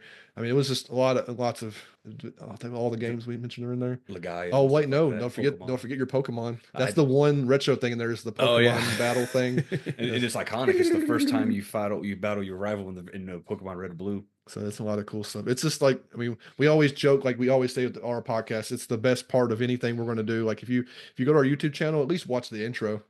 If you cut it off after that, no hard feelings. We know you've seen the best part. Y'all definitely sold me on Emerge. I really like that band. You got to go see them live, man. I know we just saw them like a month ago or so in Chattanooga. I'm hoping they come to Memphis at some point. They should. I mean, that's may or may not happen. Yeah, who knows? Jared mentioned he wanted to, but he may or may not happen. I don't know. I'll figure out a way to go see him at some point. Yeah. But my original, I actually featured Letting Go on my old YouTube channel. That was one of my favorite songs on the album. Y'all did a good job picking that one. Yeah, we did. We featured Coward back in the day because it was heavy. It's heavy as hell. Because Coward's so heavy. But Letting Go seemed to me, when I was looking for an intro for our podcast, before I reached out to Jared, I was trying to find, you got to have some music and kind of a build up and then no lyrics yet. You don't want any lyrics. So like Letting Go just like works so good as like that first 30 seconds of Letting Go is so really good. Because I think for Divide, you picked somewhere in the middle of Divide, didn't it? Is that? No, it was the beginning of Divide. Yeah. Or like I mentioned, it's got that 16th note section. That da da da da da da da da da. They don't, as far as I know, they don't have any other song that has something like that. So it was like the only choice for that, and it was that worked out so well. I also for the outro. My outros, I used the bridge of that song. That's when that big drum solo is going on. That's what I'm thinking of. Probably is that solo that I think I talked about with Jared on the podcast about it. You did. I remember it. Because his brother, like that song, it does like a. We got to wrap this. So we're getting a tangent, but that part where I talk about his brother, because his brother did the drumming for that. That like there's doing a guitar solo, and most bands that do a guitar solo, the drummer just does one thing during the guitar solo, but his brother like changes it 3 times. Yeah, you're a drummer, so you know, like when you listen to that song and he's doing the guitar solo and the drum changes multiple times, nobody does that. Drummers are just there to keep that rhythm during the guitar solo. And he's like, no, I'm doing some more stuff. It's happening. I And think we Divide is that song, and that's that example, and it's like one of the coolest I think you things. specifically talked to Jared about it when he was on the episode. I remember that, yeah. And speaking of drumming, I'm having a lot of fun drumming. Yeah, congratulations for my on that, church. being able to get back into it. Yeah, I've got there's some videos of me playing. I may start posting them on YouTube. Just hey, if you like watching me game, come watch me play drums. Like an extra thing. Yeah, Zukovious drums. Yeah, but it's I play at my church. I've done it a few times now, but this most recent one, there's this one song called "Ascend" where I'm just all over the toms with it, but I'm doing it in such a keeping the time with it at the same time because we all play with a click track, so. This could be why we don't have a lot of drummers because a lot of drummers don't like using the click track. But I see a big there. If you don't know what that is, I got this thing in my ear. It's a it's like a metronome in your ear the whole time. Really loud too. But it's but a lot of drummers don't like that because it kind of takes away the job of the drummer. Yeah, but that's the kind of the con. A bit of the freedom too. But the big pro of having a click track is that you have no, they're not listening to you, the drummer. They're listening to the click track, so that allows some creative freedom to just kind of do. I can do whatever the crap I want on there, within reason, of course. As long as you're following that click track rhythm. Yeah, there's some really slow worship songs. I'm just just doing it quietly and but I'm able to do that because we're doing a click track. Yeah, and I'm not throwing anyone off. So I'm having a lot of fun doing that, and I love doing it. I'm so glad I got back into drumming. Another tangent, but no, that's fine. You're good. That's what we're here for. We have gone on a little longer than I thought because I don't want to take up too much of your time over the weekend. I had a thought though about. I told my wife 3 hours. Yeah, I shouldn't be that bad. We're still good for another few minutes. Yeah, we're good. So I just want to get on. Anything else about your so currently you're right now Timesplitters is coming out. You got 3 episodes of Timesplitters is out. Do you how many? Because it doesn't matter. I guess each level is going to be so 13 videos. 10. All 10. Yeah, they're gonna be 10. I thought there were 13. Oh wait, Timesplitters 2. Timesplitters 3 has 13. Yeah, that's right. That's right. So 10. So 10. There'll be 10 videos for Timesplitters 2. And most of them are short. Yeah, your second one was like 20 minutes or something 17. Like that. Oh, I beat that one. There's one of them was like 10 minutes long. Oh gosh. Anyway, if you know where you're going, you can get them quick. So do you have anything? I don't want to spoil too much. Do you have anything else that you've got ready that might be coming out in the next couple of weeks? Because I know you like to supplement the series with other like one shots and other one shots. Yeah. Stuff. You got anything else in the pipeline? I have nothing ready yet. I'm actually going to.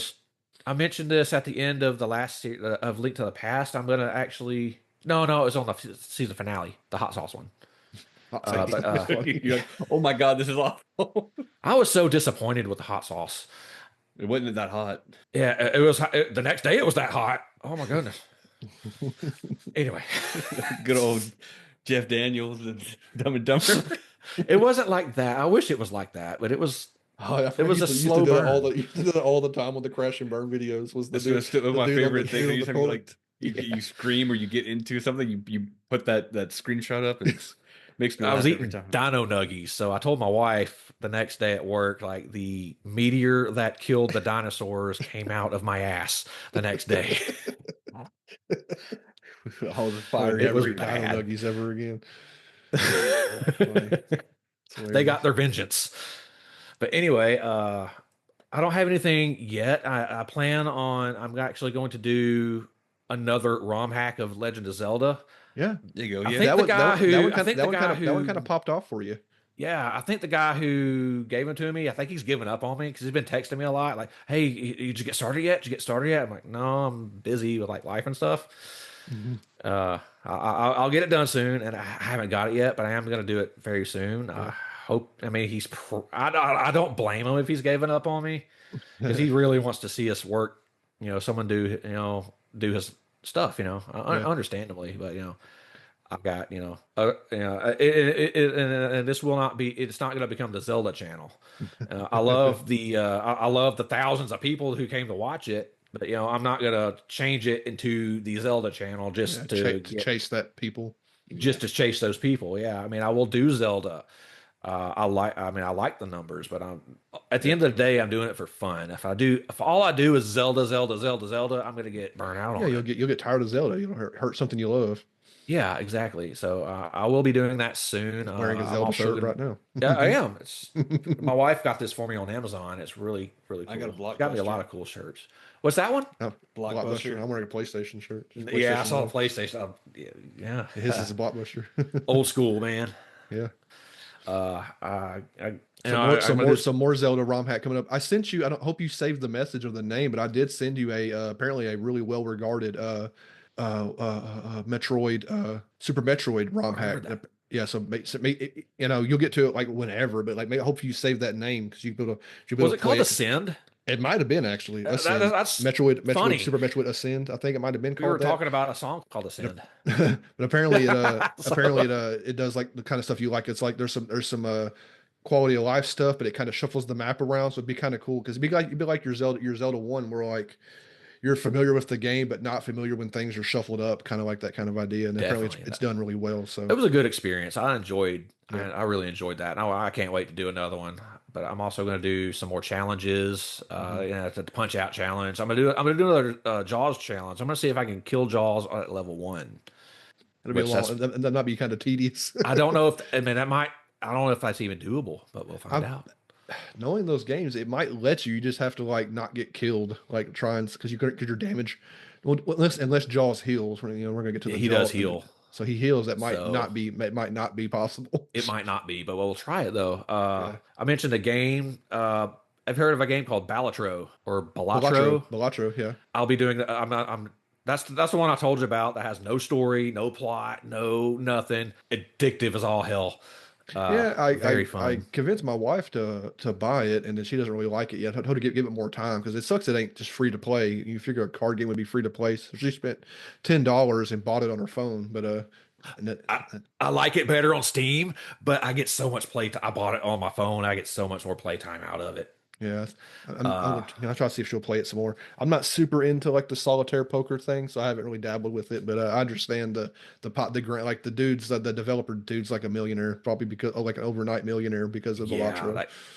I'll do a video on it, and I will. Yeah. I'll actually have trouble giving it justice because like we watched Markiplier play it, and he actually had trouble explaining it well.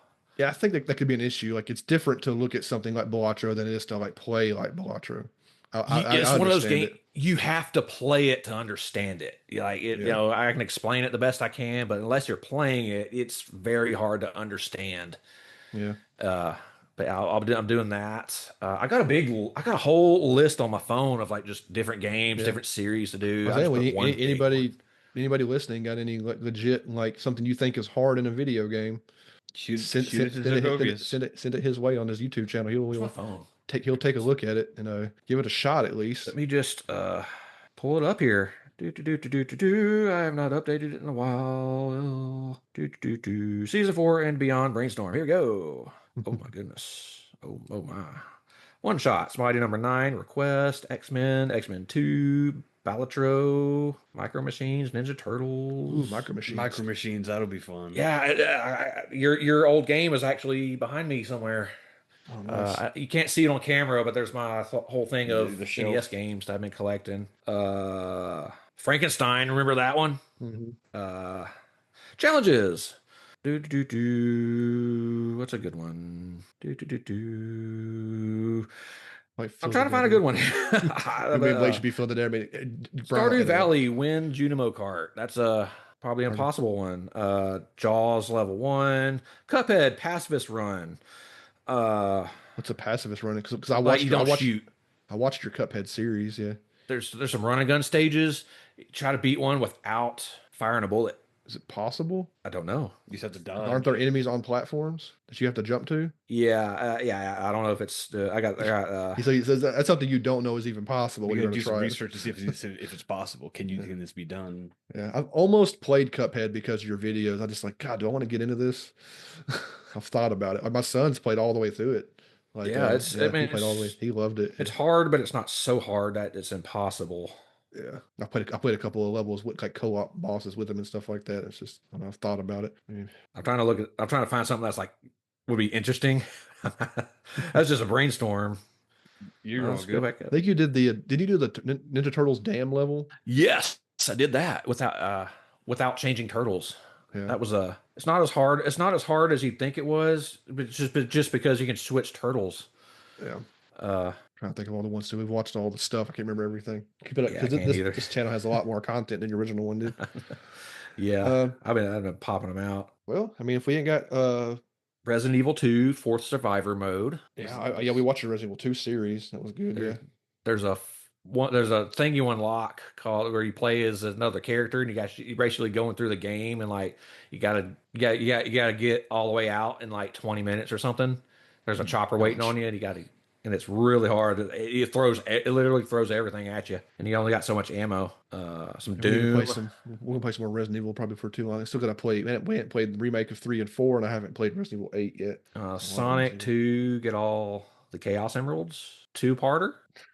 Puzzle Fighter, beat the game as Dan. You have a lot of stuff. You got to find time for it, unfortunately, because life Yeah. happens whether you want it to or not. Mario 3, beat Bowser as Fire, Frog, and Hammer Marios. A three-part, three things to do that one. Yeah. I got a bunch of them. Awesome. That's awesome. In the chamber. So much stuff to try to plan. Yeah. Well, any number of those you might just beat in 5 minutes, and then Probably. it not matter in the end anyway. Because you had a couple of those that it keeps happening to you. Something that sounds really hard, and then you just kind of knock it out, and it's like, well, I That's guess I easier did than it. I thought it was. But yeah, Yeah. follow me at Zukovious. Yeah. It's a good old time. Go ahead and spell. I always like spell out Zukovious for everybody. Zukovius. Yeah. I use that for everything. It's my email address. It's it's like my Facebook. Before my wife came along, it was my POF name. It's so easy. Everyone spells it wrong. Yeah. So I saw. It's funny you mentioned your email. So I see your email is Zukovious1 @gmail. So what happened to the original Zukovious? Because there's no way it's a made up name that you made up. When I was getting a new phone, and they had to have a 1 on there. Oh, really? They had to have a number. That's annoying. It just seems like a thing, like people add a number to something that already exists, like, what, like Zukovious 69 or something silly. But I was like, 42069. yeah, I was like, well, like Zukovious 1. I was like, did somebody else have Zukovious at Gmail? Like, who would have that? Someone's got my Zukovious at Twitch, and I can't get back. That's why I was a 1 Really? on that one. Yeah, I can't. The password got changed, and I don't know what happened there. That's why there's a 1 on that name too. Oh, wow. Yeah, you haven't done any Twitch stuff yet, really. You could try to dabble into that at some point. Maybe do a Twitch map editor. Maybe. But My wife is about to. She's actually going to start getting. She's about to start streaming. She's big into streaming. She watches people and interacts with people, and we follow folks. We're bad about watching it, so we're not big. Like we're not in. Me and Blake aren't in like the big sit and watch people play a game I'd kind of rather thing. play a game than watch somebody. So like we push our content, but we don't, and we follow all the appropriate people. I just don't sit. Like I have a guy at work who Twitch streams, and it's just like I just can't sit and watch somebody else play. So the most we really do is we watch your videos to support you, and we watch the occasional thing with One Credit Classics. But I just can't like we do Clyde. Oh yeah, and Clyde's videos for Not Your Friend. I've not checked him out yet. I subbed to him, but I never watched any of his stuff yet. Oh, his are pretty quick. You'll knock them out pretty quick. He does put a lot of like effort and research into him. The best that he can. Me and Blake are on an episode. Yeah. we remember that. Our first like little guest voices. Our guest voice work on one of his episodes. We did it for the experience, not the money. Yeah, sitting still is really hard. Hey, buddy, I'm still doing the podcast. That's my son, by the way. That's fine. Yeah, we're almost done. Yeah, we're almost done, buddy. Yeah, we're going to wrap it up now. We just want to make sure you got your channel out there. Right now, he's got like I said again, he got Timesplitters is ongoing currently right now, and a whole backlog. Is this technically quote unquote a season 4? Are you calling it seasons now? Because I know season 3 had like a season 3 kind of wrap up. So this is Timesplitters is technically a season 4. Yes and no. I'm not like making I'm not gonna like name it anymore. Announce that season 4 coming up now. I'm not making a big production of seasons, but I'm gonna do like AVGN does. He has like he doesn't next season coming up. But he'll put like this season like on DVD or whatever. Like, so basically, what I'm gonna do something similar. I'm just gonna put a season 4 playlist like on the back end, like after like Okay. a Yeah, year makes or sense. so, Yeah. and it's just I'm just gonna throw them in there. I'm not gonna really make a big Yeah. to do about announcement. it. Well, I mean, you make I'm trying to. give him what they say, the like and subscribe and whatever he says on there. Got there's already a lot of content, a lot of series. We mentioned the Zelda, Metroid, Resident Evil 2, Timesplitters. I'm trying to think of all the Messengers. Already got quite a few full playthrough series on the channel, and bunch I of think. miscellaneous challenges and one shot content. So And I definitely got give some Patreon content. I'm some gotten a little Patreon stuff. lazy about it lately. The Patreon stuff is tough. Like again, like we mentioned, Patreon stuff is tough when you don't really have that many Patreon subscribers. We do it for we do the early releases and stuff like that on our Patreon. At some point soon, I want to see if I can get some merch out. We have I can send you a link to what we use for it, but I'd Google something. I'd Google something more modern because I got our merch years ago, and it's a kind of.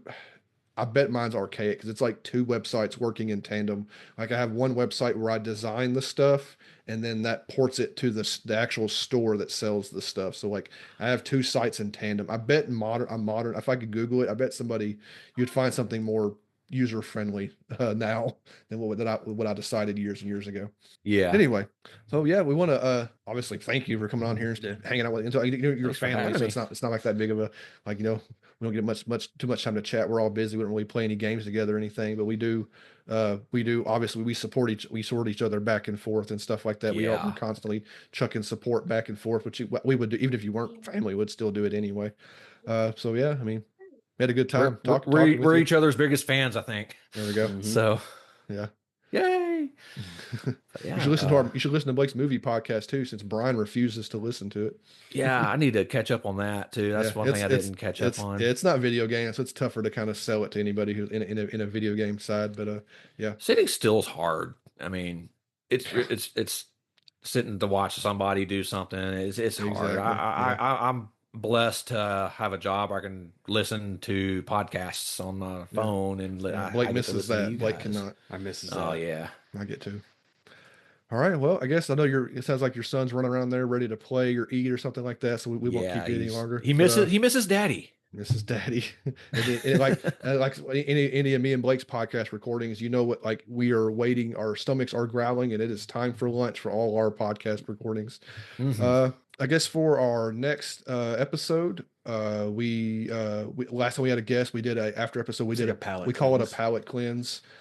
We picked a couple of random games to play, but our next palate cleanse is actually going to be Blake has wrapped up Yakuza 6. So now we have both played Yakuza 0 through 6, and we kind of want to do like an afterthoughts on like Yakuza as a franchise before me and Blake move on to what is now the Like a Dragon franchise has kind of taken over now. So, but we have played all 0 through. We did an episode way back in the day on like 0, 1, and 2, I feel like. We feel like we kind of want to. We really love the Yakuza franchise, so we want to like give it another 90 minutes or 2 hours to kind of talk about our full thoughts on 0 through 6 as kind of like a whole. So that'll be a palate cleanse. No game specifically, just kind of the Yakuza franchise in general. I'll have to check those out at some point. You definitely should. I've never touched them. All on PlayStation. I would not recommend a one shot. There are tons of cutscenes. I would do it completely away from making content for your channel. You could find stuff within the games, but don't like a lot of your one shot content or something like this. It's like you play like the first hour and a half. That would be an hour of cutscene for a Yakuza game. So don't do that to yourself. Oh yeah, but it's a fantastic franchise that's continuing to grow, getting bigger and bigger, even bigger now with the Like a Dragon stuff like that. Okay. So anyway, we're going to talk about Yakuza for a bit on next episode. Definitely go check out. I don't know how you find YouTube. Is it youtube.com/Zukovious? I think it's /@Zukovious. Possibly. We're dumb. We're all on YouTube and don't know how it works. You can just search it. Just search Zukovious. It should come up, and like and subscribe his channel, and comment and send him challenge suggestions or any kind of when you watch. say to watch a lot of his content. If you think of a game you think Daniel would like to play, definitely send him a message or something like that of a game you think he would like. We did like, God, I can't. I'm wrapping up. I mean, you remember Volgar the Viking? Yes. We sent you Volgar the Viking. That was on Crash and Burn, I think, back in the day. I'm just running my memories of all the stuff I we've remember talked that about one. on there. Yeah. Yeah, You Volgar the introduced me to Viking. that one. Yeah, that's a cool, like right up your alley kind of game. Mhm. Anyway, gotta wrap this thing up. So again, thanks for thanks for coming on. This Brian will love editing this because he could hear from you too often either. So it's a Yeah. good long podcast for Brian. All right, well that's all I got. That is all I got. That's all Daniel's got. And I want to wish everybody a good evening and good night.